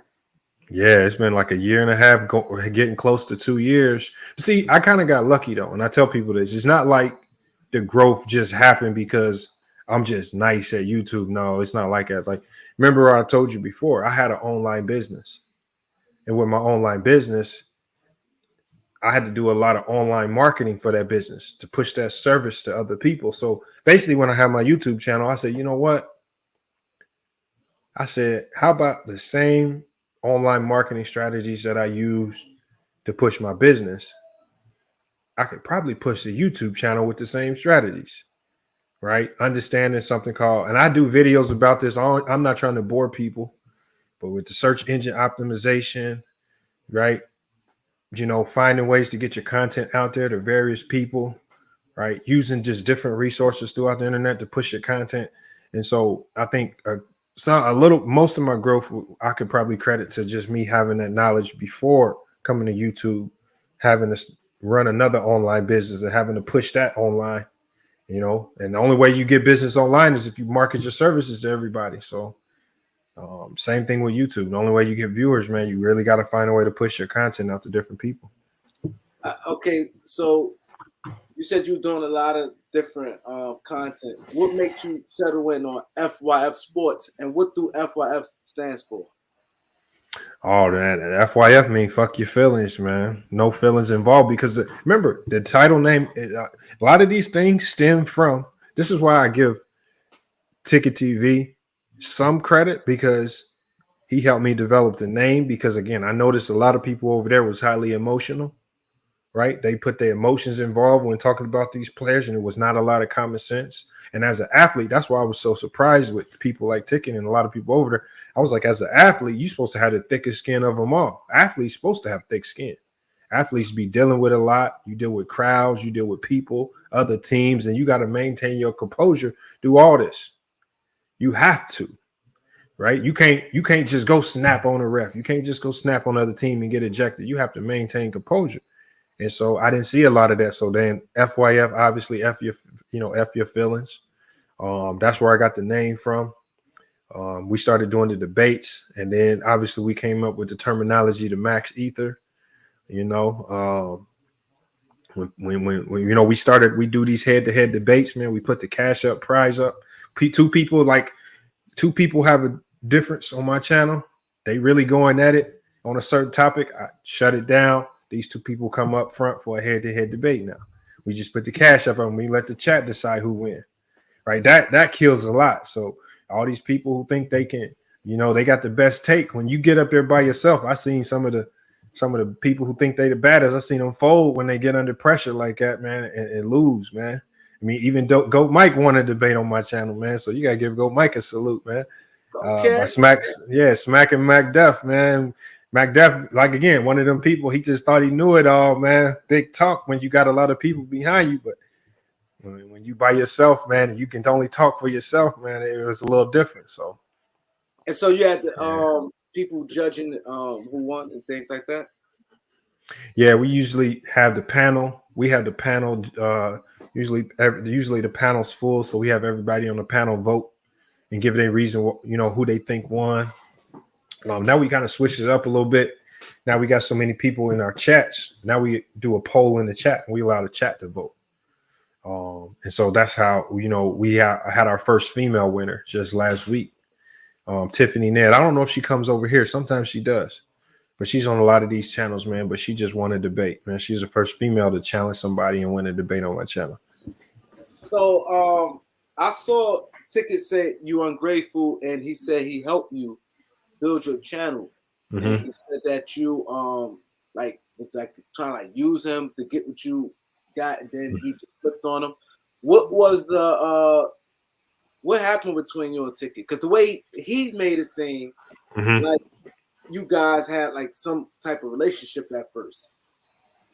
I mean, it was just online relationship. Like, it wasn't nothing where I had his number, hitting him up behind the scenes and nothing like that. It was just all online. I would pull up to his channel and say, "What's up?" That was the extent of our relationship. I mean, there was nothing like him helping me behind the scenes. There was nothing like him giving me advice on how to promote the channel. He did none of that, right? It wasn't even him sharing my videos. He did none of those things. No sharing the video, no shout outs on his channel. None of those things happened. I just would come to his channel. Even when I came to his channel, I made sure when I came to his channel to not use my FYF page. A lot of times I would go under my regular account, which is Lamont Lane, which is how people even knew my name. This is how he was even able to look me up. Because when I went over there, I refused to go over there, because the first thing I knew people was going to say is they're going to be like, "Oh, you over here clout chasing, trying to get subs from Ticket." So when I went over there, I was going over there under my name, my regular name, with no logo, nothing. Lamont Lane. This is how so many people know me by Lamont, right? And so that's why it's amazing where he says he helped the channel, because it's just like, you really didn't. It's a lot of people up under Ticket that have been up under him for like 8 to 10 years, and they haven't even broken 2,000 subs, 1,000 subs, 800 subs. So I mean, Goat Mike is doing it on his own, passing up a lot of those people.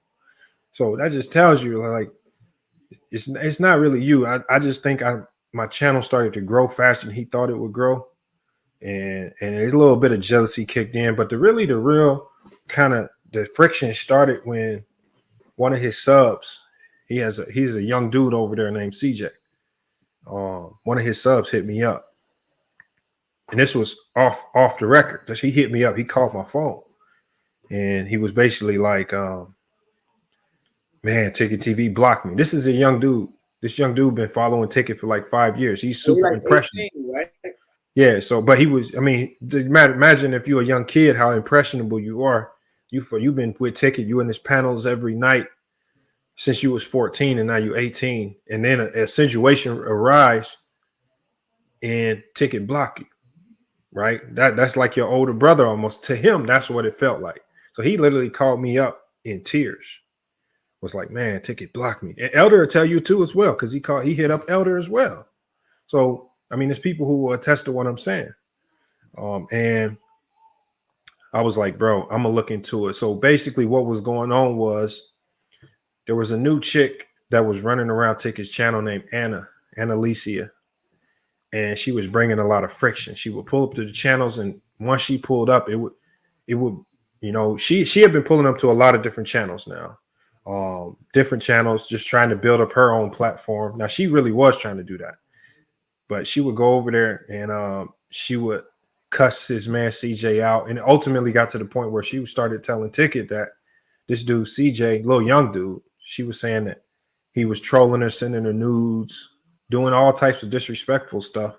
And I knew he wasn't doing it because remember, I at this time I already had my channel, and people were trolling this little dude CJ because he loved LeBron. He was one of those young dudes that think LeBron is the GOAT, all that, and so people messed with him and trolled him. So somebody had made this fake CJ account months and months ahead of time because it would troll my channel all the time. So I knew it was a fake account running around. And I guess she was running around telling Ticket either on camera or behind camera that he's sending news, and she was sending them screenshots and stuff that this fake account was sending. And ultimately, CJ woke up one day and she was like, Ticket blocked me. He said that they think I've been sending these news, man, doing all this stuff. And I said, I'm going to look into it. So with me being who I am, obviously with my background in computers and all this stuff, I said, well, if I'm gonna look into it, I'm gonna look into it the right way. And obviously, I made a 3-part video series documenting everything that I did digitally to identify who was creating the fake accounts, what cities they were in, the addresses. I'm talking about to the T. And I literally laid out everything. It's on video, part 1, 2, and 3. And I identified it was 3 people involved in this whole little charade. It was 3 people making fake accounts. And the funniest thing happened at the very end of this whole saga. Like I was done. It got to a point where I identified 2 people making the fake accounts. Anna had one of the fake accounts. It was another dude on Ticket's channel named Will. He had a fake account. I dropped his address. Obviously, I did something called a geotag. I exposed his address, his phone number, everything on the video. But then I'm sitting back in the cut. I'm watching one of Ticket videos, man. This isn't the last video. I never intended to make a part 3. And Ticket's talking, Ticket's doing something on his screen, whatnot, trying to show something about LeBron James. He accidentally showed something on his screen that he wasn't supposed to show. He showed the fake CJ account that he was using on his screen. Wow. He showed it on his screen, bro. Wow. He showed the fake CJ account, bro, and I caught that shit. And actually, I didn't caught it. I got to give it credit to one of my subs. They sent it to me, and I had to go rewatch the video to make sure it was legit. And it was legit, man. And so I ended up doing a part 3, saying, "Man, what's the saddest part about this whole thing is that Ticket and blocked this little man, muddied his name, said he was sending news to this chick." Called him out his name, said this man needs to come back and apologize. Yet the whole time it was him. He was one of the people making the fake accounts, and he exposed it on his own. This is without me doing anything, bro. Wow. And that's karma right there. Like, and it's dead to rights on video. Like, as much talking and finessing you want to try to do, it's caught in 4K. And so I ended up dropping the video on that. And man, once Ticket saw that video, he said, "Enough is enough, bro." He said, "I gotta block you. I gotta find a way." And that's when, ever since that video dropped, when I caught him dead to rights, that's when he was on a mission to say, "I gotta find a way to shit on this dude's name." And soon after that video, that's when he went and dug up my background when I got in trouble at Purdue when I was a little youngin'. And he said, "I gotta put this out there." So he ended up putting that stuff out there, but he used another dude that's up under his wing named LB. He gave him all the info and said, "We're going to put it out on your channel first." And so I ended up pulling up to that stream saying, okay, like, we could talk about it, because I love talking about when I got in trouble in college. They felt stupid because I pulled up, right? Addressed it all. Like, Ticket took a situation with me when I got in trouble in college. Now, mind you, my situation was me trying to use a fake $10 bill at a cash register. That's it. No drugs, no kilos, no pounds, no armed robberies, none of this crazy stuff. I tried to use a fake $10 bill. That's the extent of it right there. He flips this whole story, tries to say I was out here snitching, all this stuff. I was like, y'all got to stop this, man. It's like, y'all got to stop, man. I was like, I was coming out of the suburbs, man. I got caught with a $10 bill, man. I said, the only thing I did was walk into that police station and snitch on myself, man. The detectives was like, man, you know what? We going to let you go. Just tell us where you got it from. I told on my goddamn self. These motherfuckers locked the shit. They locked me up fast as hell. And so, obviously, it's just a learning moment. But Ticket, he took it. He used it on LB's channel. Obviously, it didn't have much of an impact. Then he brought and tried to do it on his own channel. By that point in time, a lot of people started to see the truth. And they said, okay, this is kind of getting stupid now. Like, we know what really went on. And then I wake up one morning out of the blue, phone blowing up a couple months ago. And he didn't took the same information to Kwame Brown, because I had to get on Kwame Brown top about a few things with trading and coding. And Kwame Brown really had no real rebuttal. So I guess him and Tickets just said, we're going to team up. We got some insider information we can get on Lamont, man. So he even convinced Kwame. You talking about the man who said he hates to go along, get along gang. The first thing he did was go along and get along with Ticket TV with some played out information, right? That most of it wasn't factual, because Ticket was just lying to him about most of it. And I even pull up on Kwame's channel, right? And he felt stupid. His chat was, a lot of people in his chat was just going at him like, man, you look bad, man. And obviously I did my own live about it. Kwame Brown pulled up and he ended up apologizing to me about it once I explained the whole ordeal. So I think he kind of felt bad about the whole ordeal. And Kwame don't apologize to nobody. He came to my channel, apologized, and he made a whole new video apologizing for allowing himself to get manipulated by Ticket. Wow. So that's crazy. So you challenged Kwame on coding, like far as what you saw, something that he was saying wasn't true. What was it that you challenged Kwame on? No. So what happened was, we do a lot of different lives about, sometimes our lives go from basketball talk to money, finances, education. Our talks stem everything. That's just the direction that some of our conversations go. So I don't know how Kwame Brown found my channel. One of these conversations turned into like education, finance, just life stuff. And I see Kwame in the comments. Now, Kwame says it wasn't him. He says it's a fake account, but Kwame's lying. It was really him. And Kwame said, how come y'all ain't talking about trading in codes? And I dropped the link. He didn't pull up. So I said, you know what? I'm going to go pull up on his channel, because I honestly believe he's just using the narrative of trading in codes as like a facade, to make it seem like he's coming with good intentions. And so when I pulled up to his channel, I hopped up on his live and I was like, where you get this idea of trading in codes, man? Like, you pushing this stuff. And again, he started running his mouth and he really kind of exposed his agenda. That's when he told me parents shouldn't teach trading in codes. The government should teach it to us. I said, the government? I said, the government don't teach nothing right. I said, the government can't run the license branch right. Courthouses, dockets all packed up, right? They don't run nothing efficient. Welfare program botched. Section 8 waiting list is 8 years. Government don't run nothing efficiently. They don't teach nothing good. Why the hell do we want the government teaching us trading and coding? They're going to botch that. And so he obviously didn't like my take. So that's what motivated him. And actually that happened well before he did the video on me.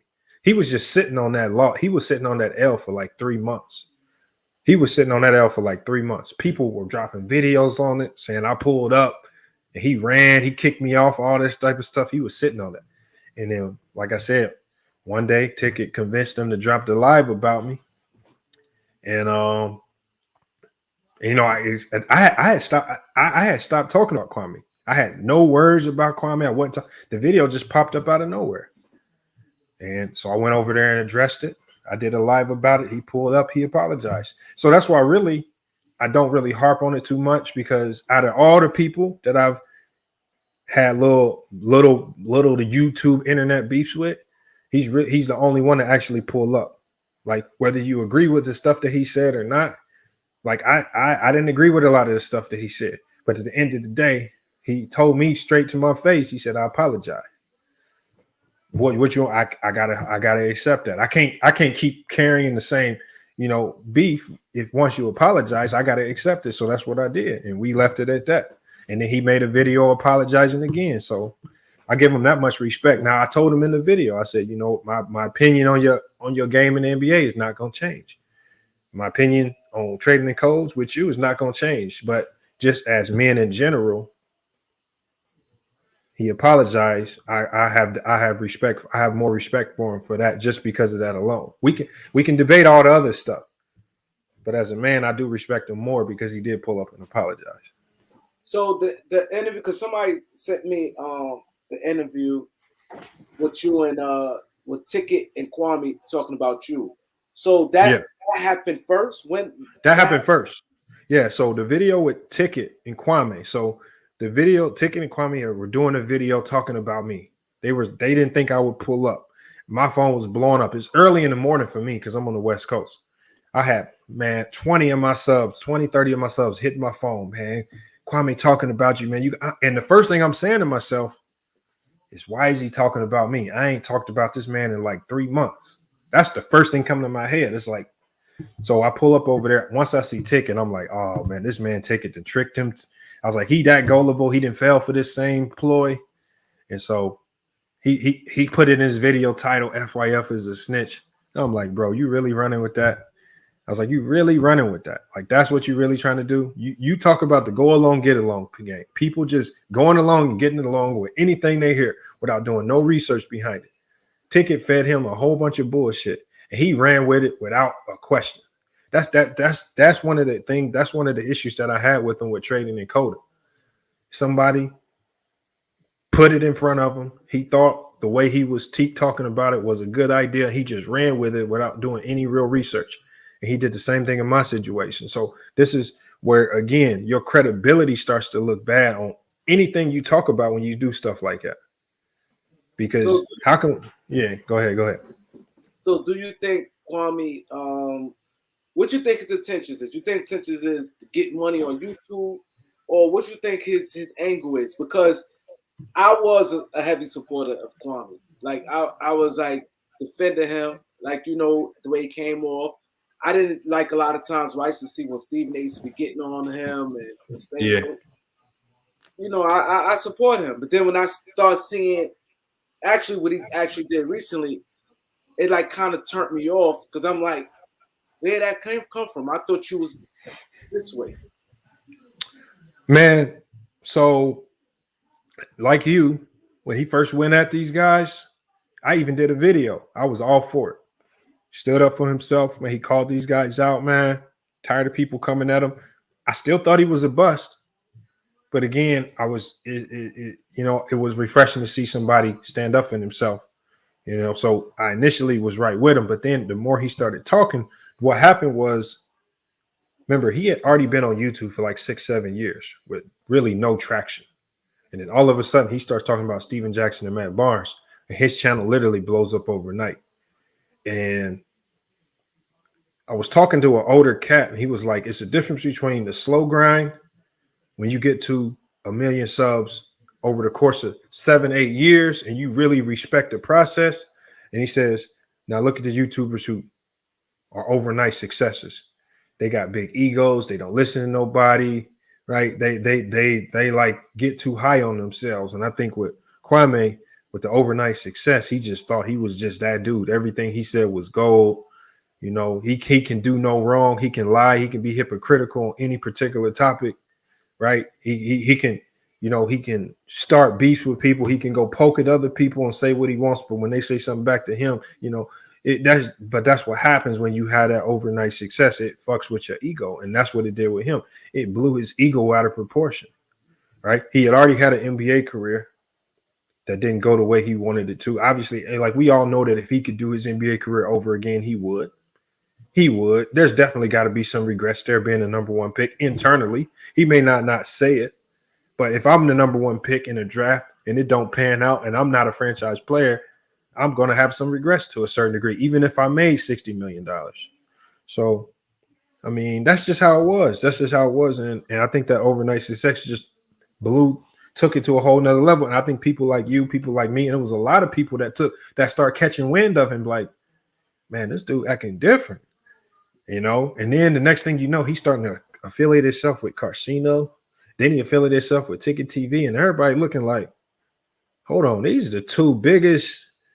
They the two biggest, most toxic dudes on in this sports YouTube realm right now. Like, you can't get no more toxic than them two, and you literally closely connect. So he lost a lot of people with the connections to Casino, who I've called out already. I called him out on not Ticket's channel, but on Kwame's channel. I told Kwame to his face. I said, Casino is definitely a detriment to the black community. I said he only targets black men. I said that for a fact. He's never contested me on it.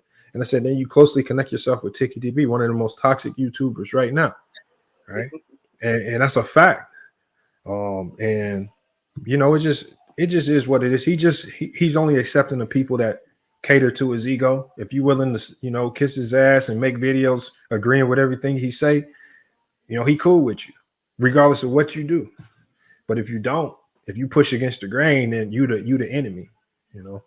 And I don't want friends like that. I don't want no friends like that, bro. Ain't no way. I want my homies to be like, you know you fucking up right now, bro. Just cut that shit out. Them are the best homies. He got no homies around him right now saying, you fucking up, bro. Stop doing that goofy shit. He don't have nobody around him like that.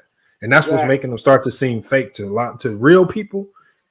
That's what's he's gonna start looking fake to people like who see that. And you know, it's funny you said that, because he responded to me today. And they think that, what they got me twisted, and you said something very important, the slow grind. I realized that me being older, that slow grind always better. Like, even me going out in the streets, like I looked at it like, man, fuck, you know, waiting and going, try to worry about making it to the NBA. Let me get this money right now. And most like that, and I'm learning, like, even like most white people, they look at things, they do it in steps. And then it becomes something better instead of just wanting the big grind. So he thinking that I want him to say my name, and Carcino like, oh, this guy, they talk about me, but they don't say my name. Like, they think I care. But it's not that. My thing is a bigger picture of you lying on somebody and you have to believe in it. I don't like people lying on me. And I see him clearly putting this narrative that Gilbert Arenas took money from him. People dogging Gilbert. I'm like, the man ain't take no money. Now you lying on the man. And you came at him and you clout chasing, and it looked like it was personal, because Kwame told me today, he said, yo, yeah, I see you. Yeah, but you claimed you rock with me and stuff like that. I did something that you don't like, and now you made 3 videos about me and every one little thing. So that means you was fake. So I'm like, you must have been fake, because Gilbert ain't really say nothing about you, and you came at him. And I like the way you broke it down. I saw your video today. You broke it down how you had Gilbert interviews, both interviews, he really didn't say anything to you. So your interview, go check FYF video out where he did with the comparison. See, your breakdown is a little more clean how the way I did it, because you showing exactly what Gilbert said on both sides. And he get mad. See, Kwame, one thing I know, he's smart. He know I'm not clout chasing. You could tell when somebody clout chasing. So he's trying to get the fuck away from me. He's not really trying to really go there with me, because he know I'm really trying to say something that will get people to see who he is. You know what I'm saying? Because it's like, man, don't lie on nobody. Like, because now you're dogging Gilbert. You seeing the stuff, they coming, oh, he's less of a man. He this. Like, they really going with his people, and even people going on Gilbert page dogging, bringing up old stuff he did, crimes, over what? Like, I feel he didn't do nothing to deserve that. So it's not like I'm looking for validations for anybody. I just don't like it. And I'm like, I thought you was this way. You had me rocking with you. I even reached out to him before. I'm like, because when he said about the whole he said he want to start going to different states. So I was like, yo, you know, here I, you know, do what I could do in New York. You know what I'm saying? So now I'm seeing you fraud. Like, you know what I mean? You bamboozled me. You get what I'm saying? So that was my take. And then And I wasn't gonna do no more video. If he tried to do reverse psychology, I already know you're gonna do another video. And I was done from yesterday. But then I see the manipulation. So I did a little thing today, and then I like the video you did today. Because you broke down exactly what Gilbert said. And like you said, you left it up to the debate for the people. If he don't want his people to see that. No, he don't want them to see it. That's facts. He don't want them to see that. Because if they see it, he will clearly see what he's out for. I'm not out to get him, but you clearly lying on this man. And Gilbert don't want no issues with Kwame. He really don't. Really don't. Then you bullying him. Like, you know what I'm saying? So I didn't like that. And then Carcino, the stuff he doing, that's why I said what he said. And it's like, if you're going to say, oh, the black community is that, look what you're doing. Like you said, you were toxic, dude. These dudes is toxic. Man, like I said, I looked at the situation and I'm thinking, that's what I said in my video. I said, really? Gilbert's the only one that's made a case for you not being a bust that makes sense. He's basically giving me a real reason to consider you, Kwame Brown, as not being a bust. He's the only one that's came up with a logical case using facts from what was going on, facts about you getting drafted out of high school. And he really came with a strong argument. I said, but yet, instead of you seeing that, because he did crack a few little jokes, obviously that's what we do on here in the midst, because at the end of the day, Kwame left a lot open in his career for people to crack jokes on and about because of his own play. Outside of the few little jokes that he did crack, that's just Gilbert. He really made a great case for you not being a bust. He said, really, if we do that draft over again, you probably still gonna go top 5, probably 3.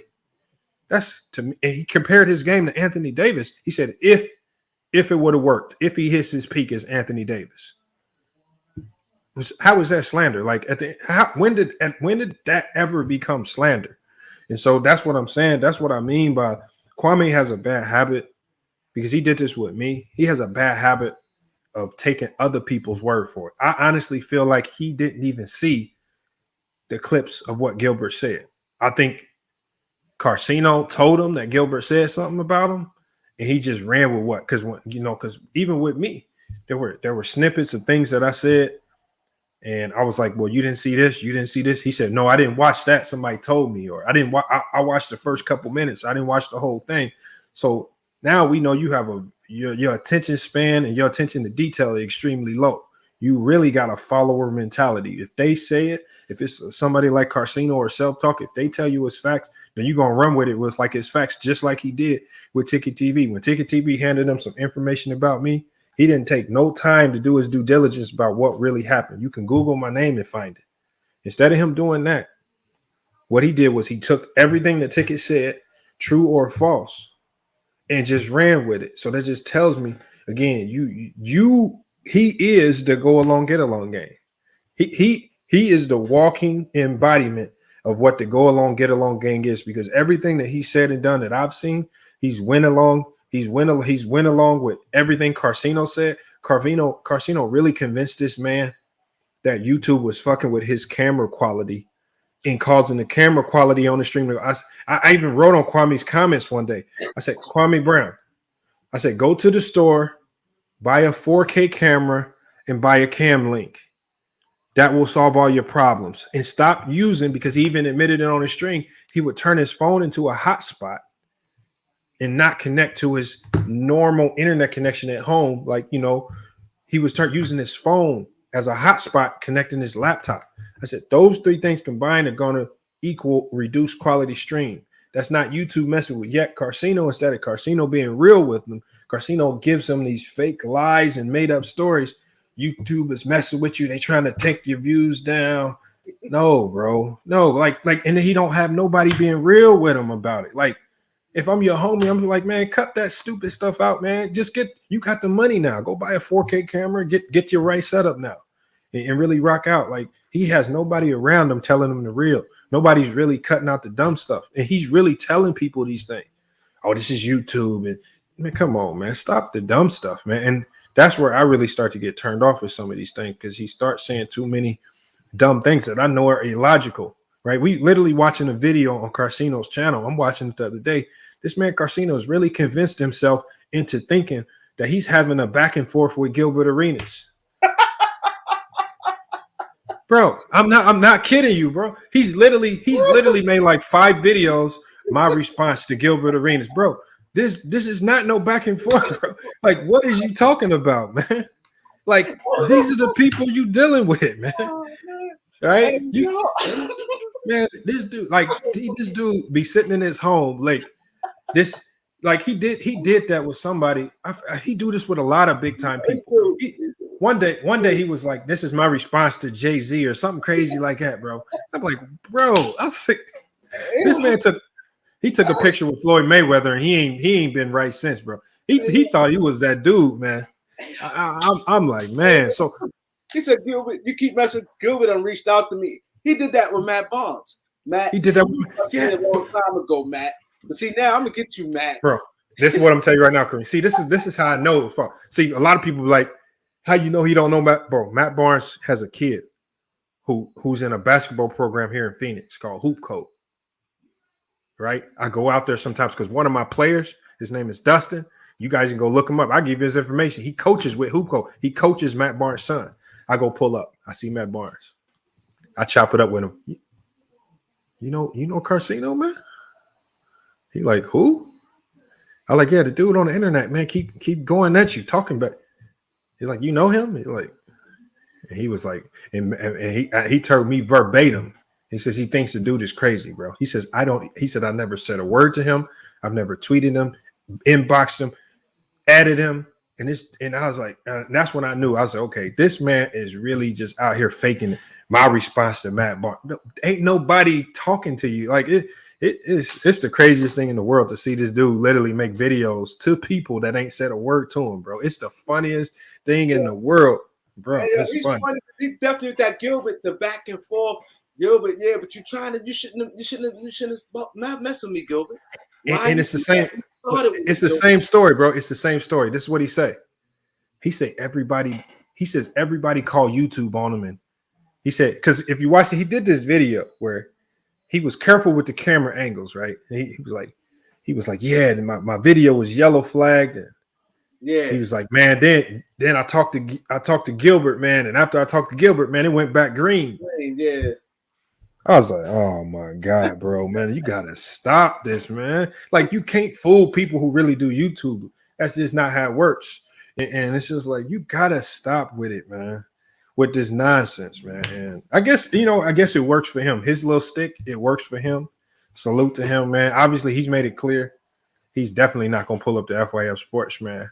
That would be the worst move he ever made in his career, because the Max Ether is crazy, man. He wouldn't be able to escape alive out of there. He's always going to stay over in the safe zone over on his channel, which I respect that too. But like I said, not a very credible cat, man, when it comes to anything. And again, when it comes to the Black community, people need to just look at his channel like entertainment, because he is not giving out any valuable information whatsoever when it comes to the community. Okay, so the last question, before you came on, a lot of people in the chat, Goat Mike was saying how you helped them, and a lot of people on the chat was like, yo, how much of a good person you is, and they say you do a lot for small channels.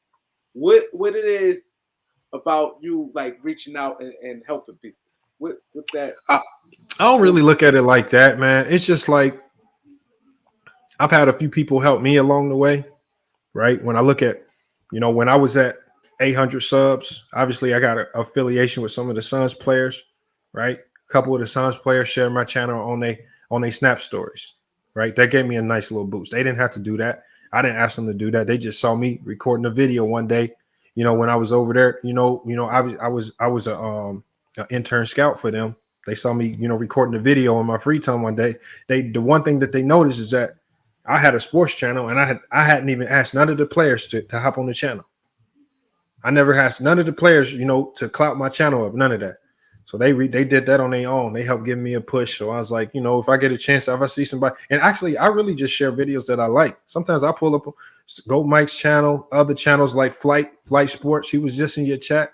He be having some good content, man. If I see good quality content, I'm gonna share it. Even a guy like Rated R Sports, Mookie Jones. Mookie Jones is cool with Ticket TV.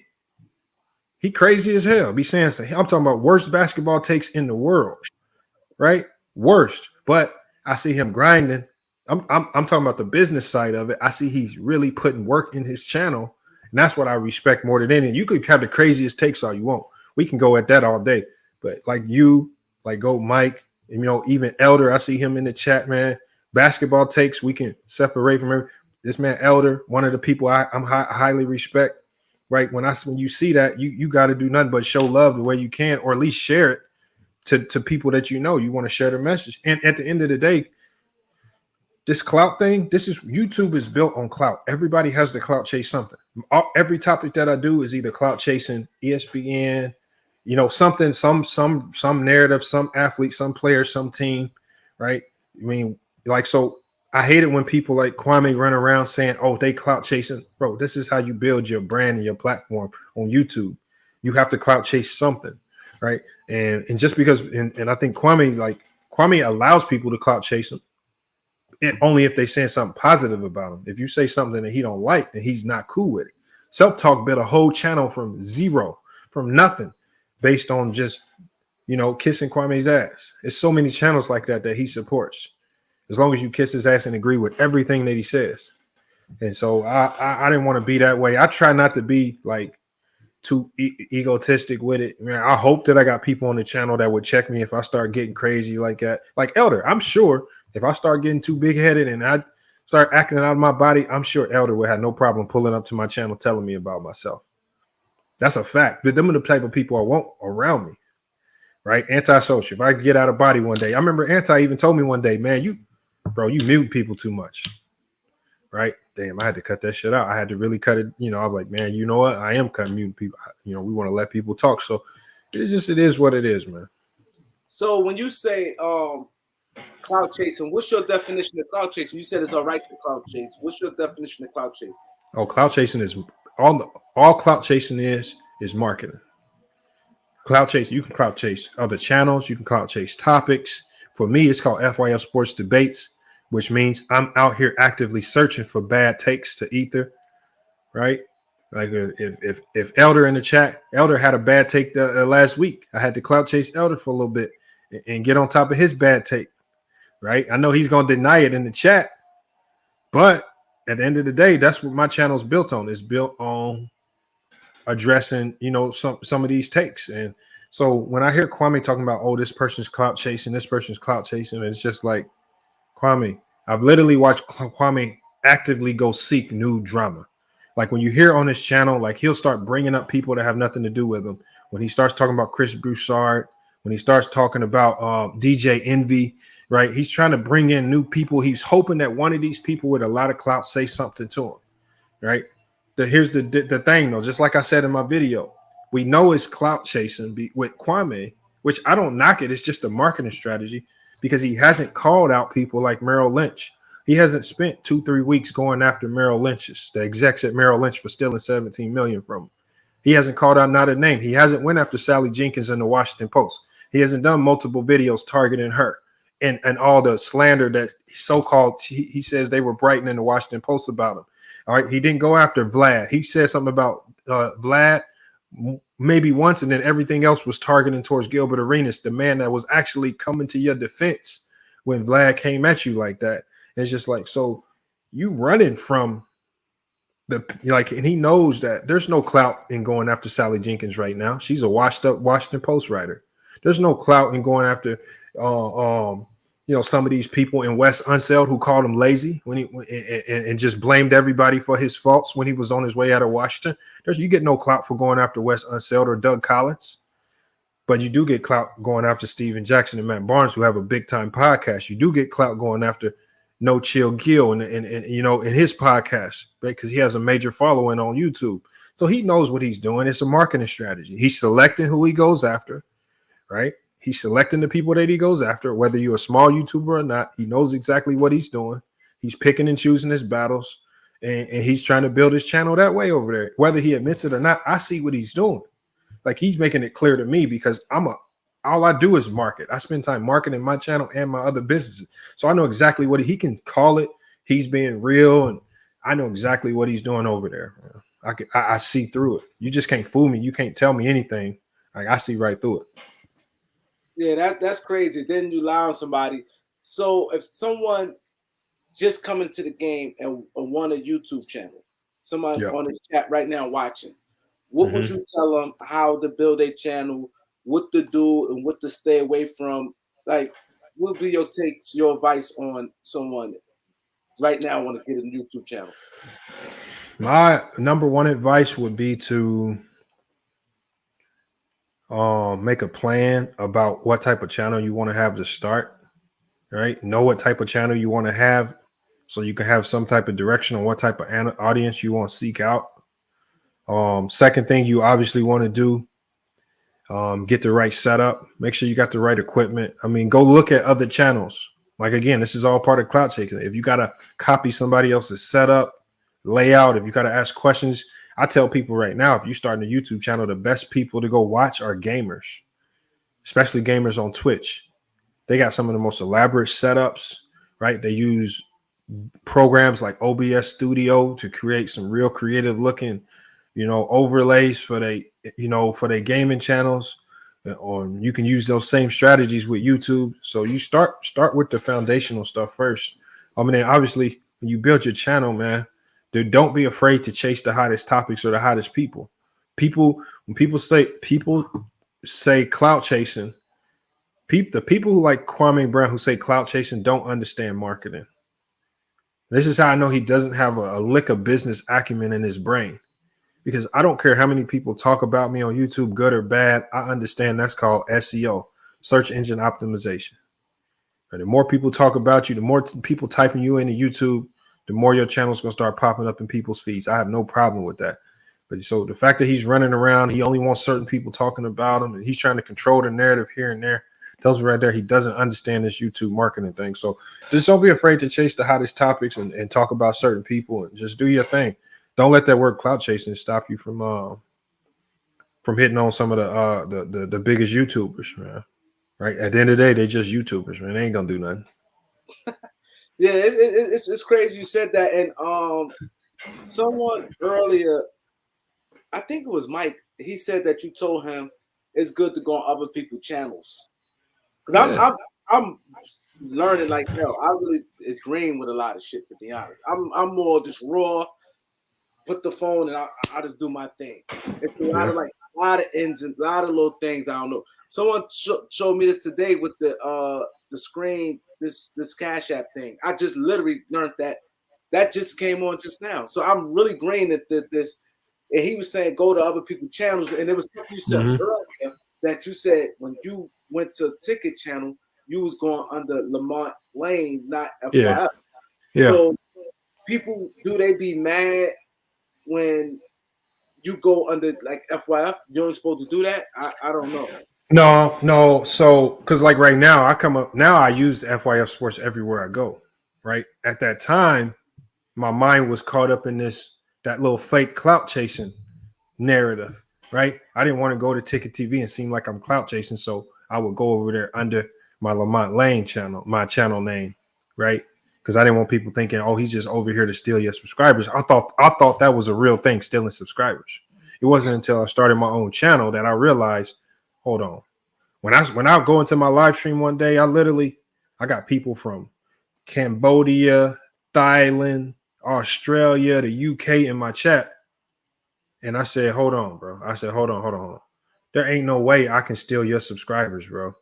If I'm getting subscribers, getting people on my panel from Africa all over the goddamn world. I literally got the whole world that I'm reaching out to. So I think, again, he likes to, people like Ticket like to have people around them that are limited, right? He don't want to see you have growth that's equal to his, right? Because you got to think he's at 70K subs, maybe 80K right now, but he's been on YouTube 15 years.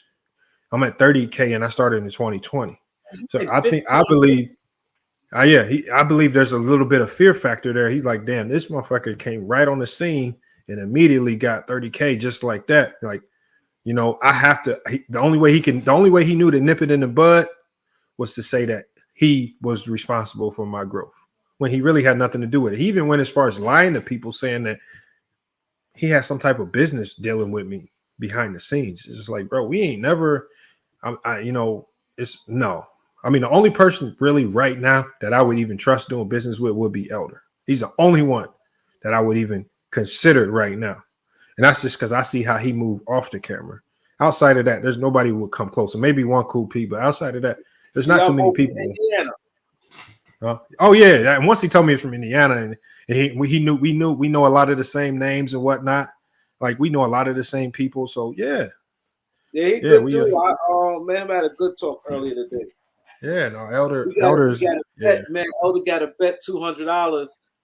Bet him 200 that he said Ben Simmons going to the Lakers. I said Ben Simmons not going to the Lakers. So we got $200 bet, man. Now he has a track record of winning bets, bro. He don't take bets. He don't take bets that he loses. Now, again, do I believe Ben Simmons gets traded? I said it's my belief that he gets traded there in the offseason. I don't think they can make that deal happen in the regular season. But maybe, like I said, he knows some things. So I can tell he knows shit. I like him. Man, we same age. We went to the same AAU circuit. You know what I mean? We know a lot. Yeah. You know. So that was good. You know, you seen people. And I saw him a couple times on with Ticket joint. You know, it seemed like I think Ticket like him because Ticket bring him up. Bro, first time I met Elder on Ticket TV channel, I said, I got to interview this man. I did an interview with him just immediately, just like that, because you talk.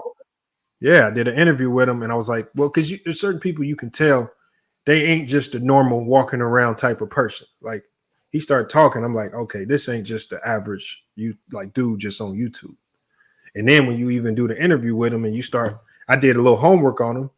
I'm talking about they talking about him in Sports Illustrated. There's articles about him. He got a whole community.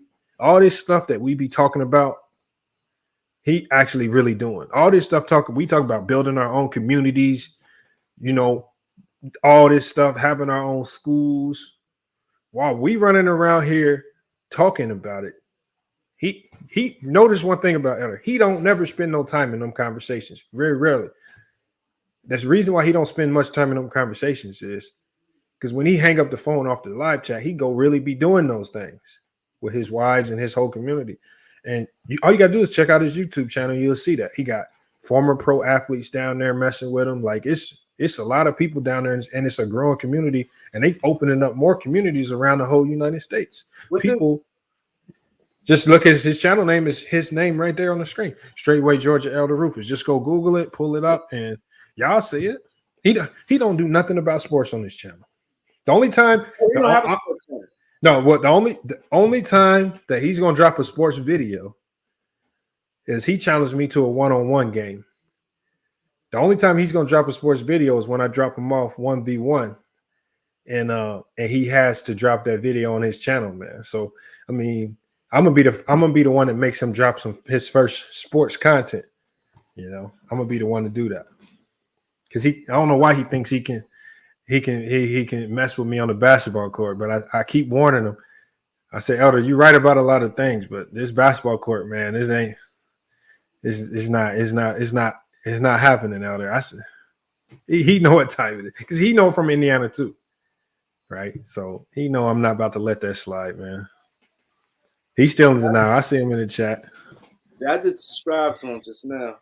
Yeah, definitely check him out. That's definitely a good thing, you know what I'm saying? Because, you know, that's what we need. Like, you know what I mean? It's to me, it's about building, if you ask me. You know, and then it's no such thing taking someone's subscribers. Because one thing I noticed, like when my Wi-Fi was down all week, I've been on your channel a lot this week. I've been on LA Live, Goat Mike, Sports Critic. So, and I noticed, I'm like, I'm seeing the same people. So everybody, all they doing is rotate. Like, so no, really, that's the algorithm. That's the algorithm working. See, the algorithm works like this. So I subscribe to you. All right. So once I subscribe to you, some of the channels that you watch most are going to start popping up in my algorithm. And if you subscribe to me, some of the channels that I watch most, whether you want it to or not, are going to start popping up in your algorithm. And one day you might click on a video. Oh, this is similar content. Oh, I see some of the same people. And now we all subscribing to each other. So that's why it makes no sense. That's why looking at Kwame and somebody, it makes no sense to try to just keep people on your platform. You want them to venture off into other platforms because it's all going to circle back around to you somehow with the algorithm. It's going to circle back around to you, and you end up going to grow. You're going to end up growing more because of it. Like I promote people going out and then coming back. Like it don't bother me at all. Right? Good or bad. Like whether they say good about your channel or bad, it's going to circle back around. And the thing about this is, let's say a person don't see this now. If they watch it on Saturday, and if they like and watch it, you still got a view and a like. It still counts. So it's not like they have to watch it today. So if they watch it, they don't have to watch it right away. So that's the good thing about it. It's not like if they don't watch it today, it don't count. So I don't get why people act like that. Like, you know what I'm saying? You get your blessings when you know what I mean, you reach out. Like, you know what I mean? And you help. Is this a good thing? Like, you know what I mean? Like, I wasn't, me personally, I didn't care about YouTube. Steve Holloway he's from Arizona also. And he like, oh, Kareem, the equipment and stuff. And people was like, nah. And they pushed me to do this, and I got more active. I used to come once every other week and just do a video. Then you might not hear from me a month. Then people push me, the subscribers and stuff. It's like, nah, I like it. Come on, you got to do more. And that's what it was. So you'd be surprised how people, the respect level they have for you. You know what I mean? Because I see the respect level people have for you. Earlier, they was like, yo, I want to see the interview. And saying, yo, he's a good dude, Lamont, this, that. I'm like, wow. You know what I mean? For people to speak highly of somebody behind us, they've been touching with me. When I was in the hospital, guys reached out to me. It's like, damn, this shit, like, people say it's the internet, but it's still like a unwritten rules friendship like people have. Like you know what I mean? Really rocks with you. You know what I mean? So now it's like part of me. Like, you know what I mean? Like I said, I just learned. Like earlier, Loyalty was like, Kareem, why you never ask for donations? I mean, you don't care about that stuff, but you should put this stuff in. Everybody else doing it, you behind. Just put it in there, do this, do that. Like a lot of people now trying to tell me little stuff to do. I'm like, all right. You know what I mean? I ain't never I care. I just like to talk about sports. Well, people like to support a good product. Like and that's what we supposed to see. That's the good thing about this. Like that's what we supposed to be doing. Like, and you know, whether it's white, black, whatever, right? This whole sports community and this barbershop type of talk, we supposed to be supporting each other like that, right? You know, I like, for example, like the guy that I brought up earlier, Mookie Jones with the Rated R Debates page. Crazy talks. I don't agree with nothing the man says, but I signed up as a member. Right? I signed up as a member because I just, like I said, he's a younger dude too. And I want him to know, look, we talk shit, but I do support you, right? It's not much. It's just $5.99 a month. But in the back of his mind, he's always going to have a certain level of respect for me outside of just the basketball talk because he knows this dude, like it's different when somebody really mess with you and it's just not about basketball, right? When somebody really, really mess with you and that's what you want to do. And even a guy like Elder, man, Elder, he's been a big supporter on my channel. He don't have to. I don't even have to ask Elder to donate. I'll just look at my cash out sometimes and my eyes will pop wide open. Like, God, he ain't have to do none of that, but he does, man. And so, but that's just his appreciation for the good content, right? So, and that's what we're supposed to do. It just makes everybody better because YouTube is not gonna, until you hit like 100K, 150K, 200K subs, you're really not making no real money off YouTube, right? We really, like, if you running your page the right way, you probably operating at a deficit. You losing money. It's hard to make money on YouTube when you're doing it the right way. You're giving up too much time because these live streams go on 5, 6, 7 hours, right? Right. And you might get one donation an hour. Sometimes I go a whole hour, only get a $10 donation. That's $10 an hour. I can make more than that working at Walmart. Right. So when people say, oh, he begging for donations, oh, it's not really. It's just getting your, and, you know, they just helping you get what's due to you, you know, for the product that you're putting out here, because in turn, you giving them something where they can come on, talk a little basketball talk, get away from their daily lives. Right, take their mind off of whatever stresses they got going on. Right, get their takes off, do all these things. So you giving them something back in return. So, and definitely put your information out there. And it's crazy. Let people support. Because Loyalty said they said, Kareem, you on live stream, you be 2-3 hours, you know, you giving up a lot of your time. Like I said, I've been bringing to a lot of stuff, and it's like, man, I ain't getting rich off this. Like it's like whatever, but the mindset of it, and you 100% right about that. This is time consuming. Like right now, it's 2 hours now than I was on earlier, and then even the little uploads and stuff I'm doing, it's time consuming. You know, you're away from your kids and things like that, or with other businesses you might neglect, put to the side for to do this. Like I get it. Like I'm understanding this. I'm learning this. Like, you know, it's a good thing now. I do a little more mingling with a lot of you guys now, like other guys who have pages. All you got to do now from this point forward, right, is now just start picking up the things. Like you know, in my research, I reached out to actually a female YouTuber named Perky. Right, she does gaming. She just does reactions and stuff to like flight reaction stuff like that. She's at like close to $500,000. I asked her for some pointers. Right, she said just posting consistently, and she said there's a new thing going on with YouTube where it's a visual platform. All right. So because it's a visual platform, and it primarily operates off something called the algorithm, and Hoop Jargon said he's subbed to Perky. She said now the algorithm is more responsible to people with 1080p and 4K cameras. Right. So right now I can look at your camera and I'm looking at it. I was like, that's not 1080p. Right. No, if you can find a way to start live streaming in 1080p, your numbers are going to go up because that's the 1080p and the 4K is more favorable in the algorithm. So that, again, it's just about investing in the channel. This is another reason why you got to ask for donations, because buying a 4K camera. So like for me right now, this is my laptop right here. I'm not using my laptop camera, right? You have to use a 4K camera, and you have to buy something called a Cam Link, which costs $200, which allows you to use your 4K camera as a webcam, right? So those two, so this is about investing in your channel. So now you invest in your channel that way, right, with the 4K camera, because it's a visual platform. But again, that's why I say most people, when you first start on this YouTube, you're going to operate at a deficit until you really start growing. So don't be hesitant to put the Cash App on there and allow people to support, because some people will appreciate the content that you start putting out there, and they will donate. That's when I'm out, like far as live streaming 4K. Because a lot of times, live my videos, I don't know if y'all see, but I'll be out in the streets. So that'd be my phone. So you mean like when I'm live streaming, use 4K?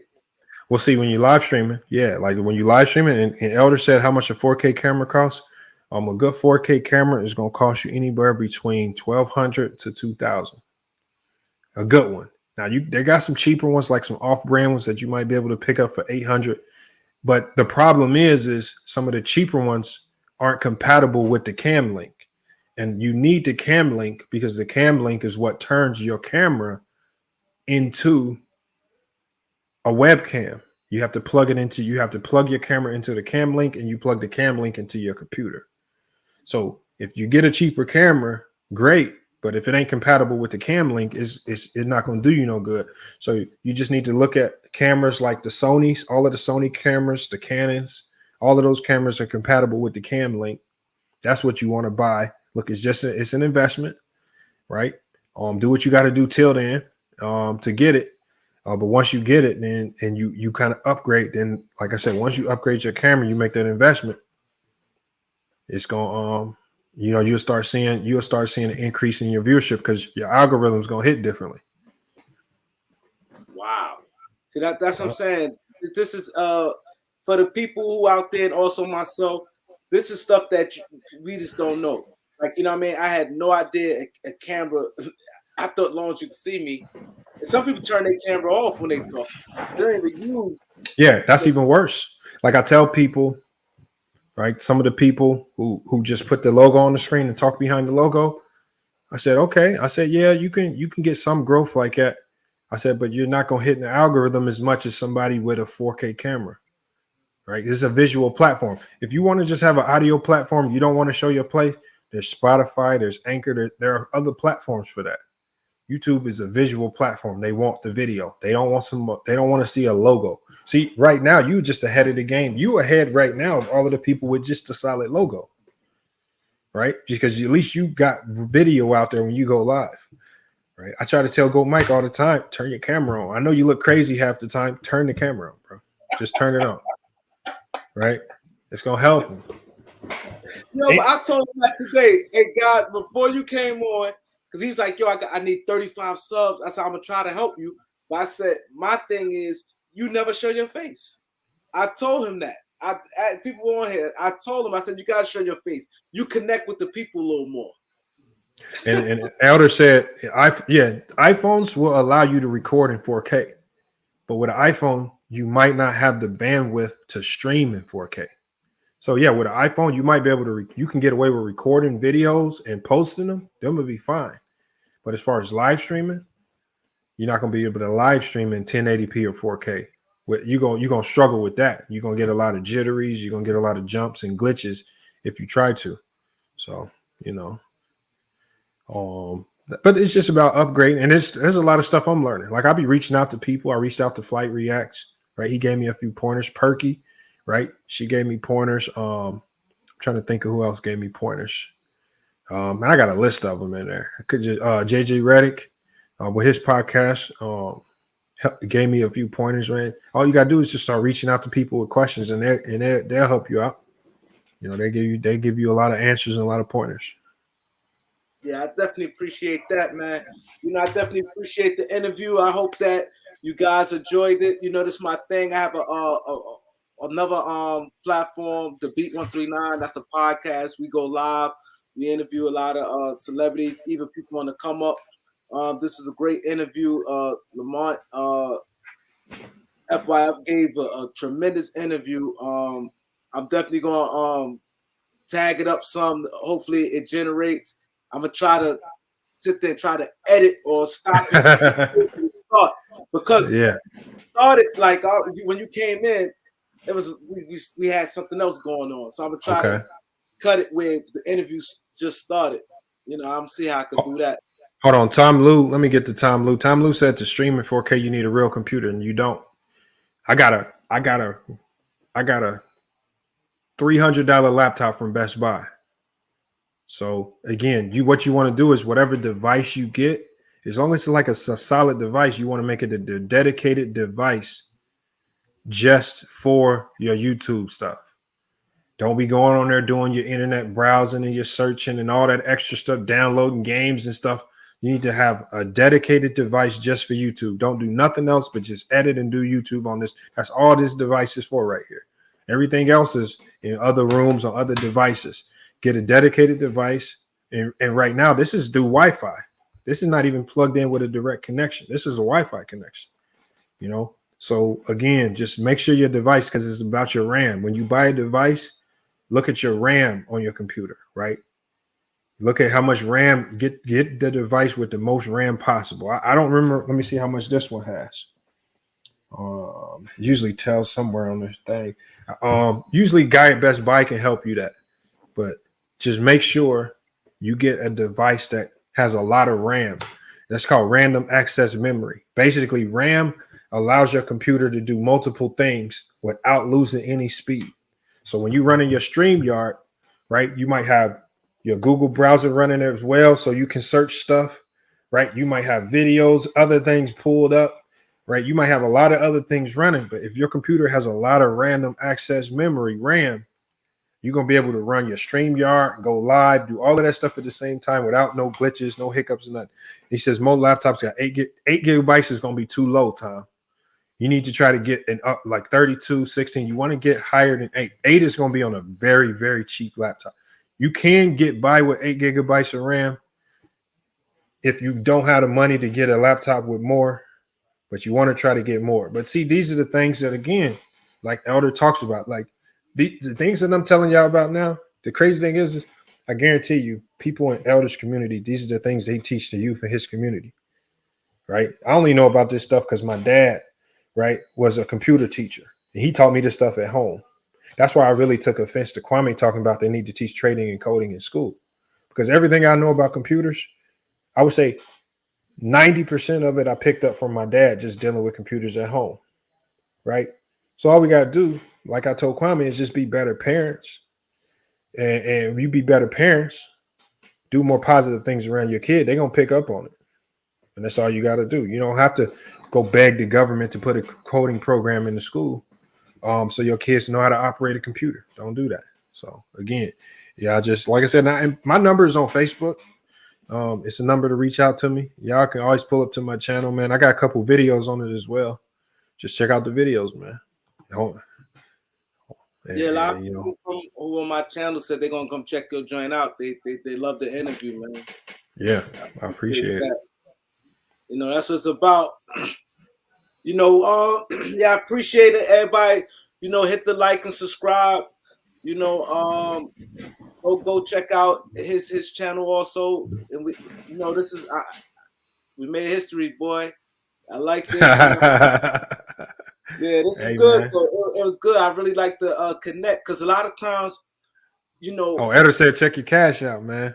Oh, my cash out? Oh, okay. Elder be hitting you with them shockers. Elder hit you with some shockers, man. Oh, God damn. Elder don't play games, man. Damn, he don't play games. Elder don't play no games, man. Elder hit you with them shockers, you know what's crazy? He checked me today, right? Yeah. He told me because I said, yo, he said, you bet, call it. He talked to Big Boy. He said, call it. I said, I don't want to bet too much because it's YouTube and different things like that. He said, yo, let me tell you something, man. You ask anybody out here in these YouTube, man.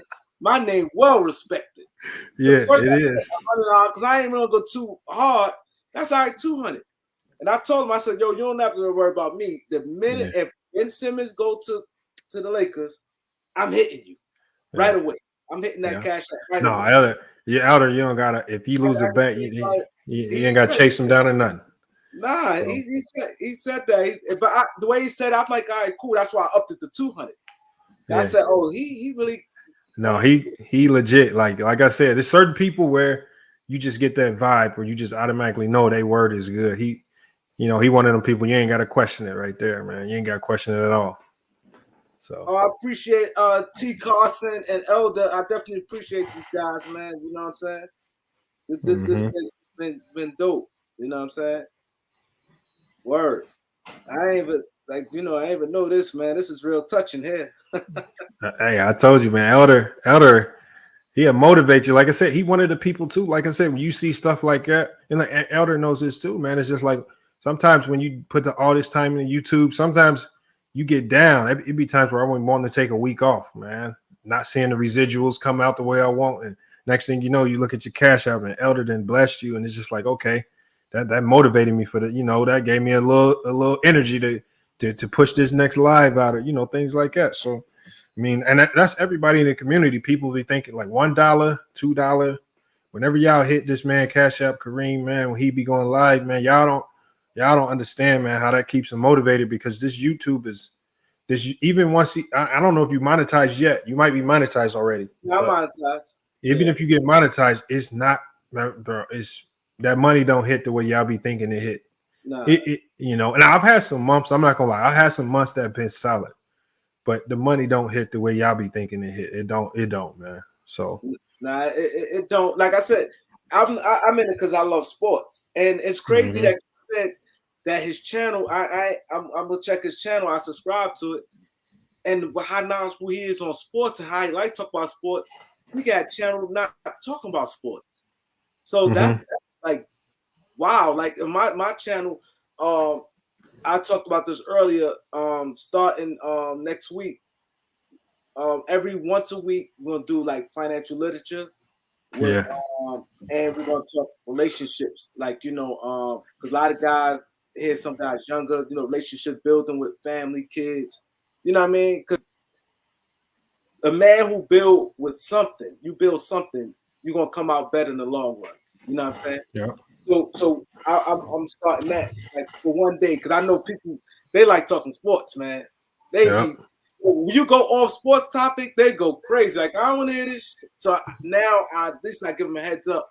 We're gonna have an interview with. We're gonna have a day with financial guys, financial literature, with the Bitcoin, whatever they want to talk about, and relationships. Building from home. You know, it helps. And like I said, this man knowledgeable about basketball, and he got a whole channel about something else. Yeah, something else. Don't even talk about it. You go to his channel, you won't even know he can hoop. Right, so that's what I mean. And one more thing before I get up out of here, for hoop jargon, for you, for Goat Mike, I actually voluntarily exited the YouTube partnership program to join another program called Monetize More. So if y'all Google it and hoop jargon, you might want to Google it as well, because I think you are monetized. It's called Monetize More. They will monetize you. And right now they are looking for sports channels to monetize. And they're probably paying 6-7 times more than what YouTube ad revenue does. So if you join their partnership program called Monetize More, you can get a little bit more revenue kick out of them. You don't always have to join the YouTube partnership program to make money.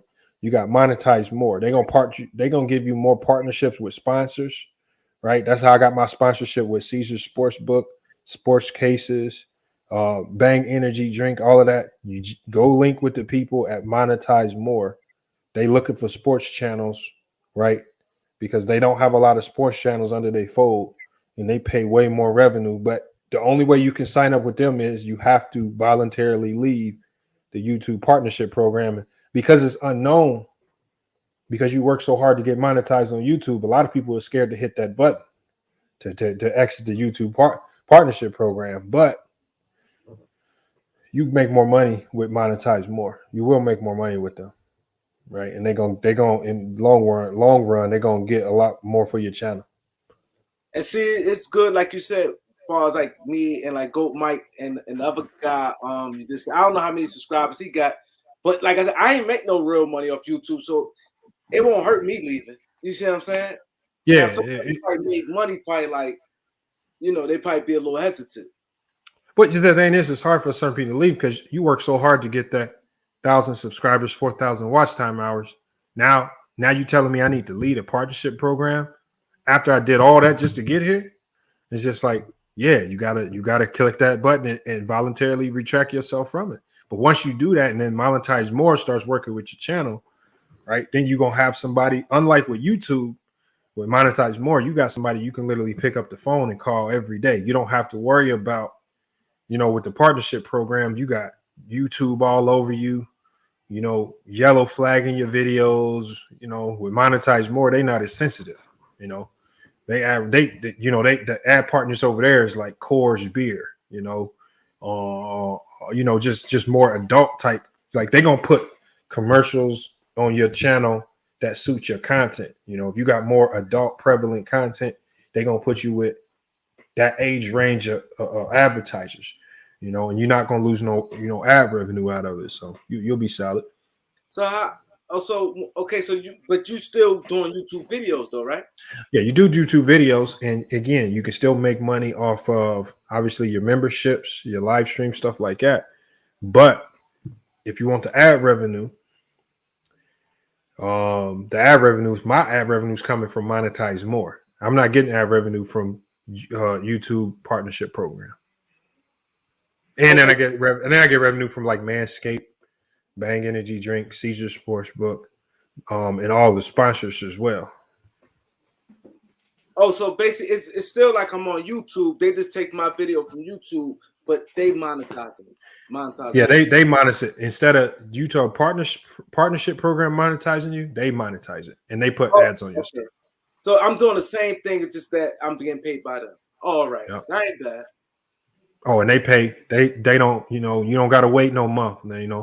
They paying twice a month, man. So you getting your residual kickbacks twice a month. You ain't got to wait till the whole next month. So the way to do it, go check with them first and see if they want me. Yeah. So you may need to. It just depends on your content, because sometimes they'll accept smaller creators. Sometimes they're going to say, okay, we want to see you hit this threshold first. All right. I would say reach out to them first. See where you at with them. But if you're a sports channel, you almost a shoe in to get in with them because they are looking for sports channels. They told me that directly verbatim. They want more sports channels. Again, you could be rated R at times, PG-13. They don't mind that. You know, if chats get crazy. I saw one of your chats live streams. It got a little crazy with Go Mike in here. But that's okay. They fine with that because they're going to find an ad partner that suits that type of video, right? Whether it's Magnum condoms, whether it's liquor companies, whether it's CBD companies, all of the ad partners that YouTube is rejecting. YouTube don't want to deal with the CBD companies. They don't want to deal with the adult industry, anything like that, right? So, but these people still gotta market their stuff, right? And they go to companies like Monetize More.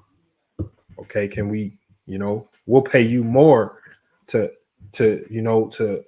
us to put our ads on your videos because they struggling to get ads with sending them through Google. So that's all. You just gotta do your research. Appreciate that, bro. You know what I'm saying? It's all good. Yo, people, great, man. Great. Great, man. I'll be doing a video tomorrow. I'm pretty sure he might do something tomorrow. Come check us out. Appreciate that. Y'all guys stayed up for a long time rocking with us, man. Yes, sir, man. Last week, but we're here now. It's all good. You know what I'm saying? So thanks, FYF. Appreciate it. All right, man. Good night. All right, salute y'all. All right, I'm gonna catch y'all later. Appreciate it, man.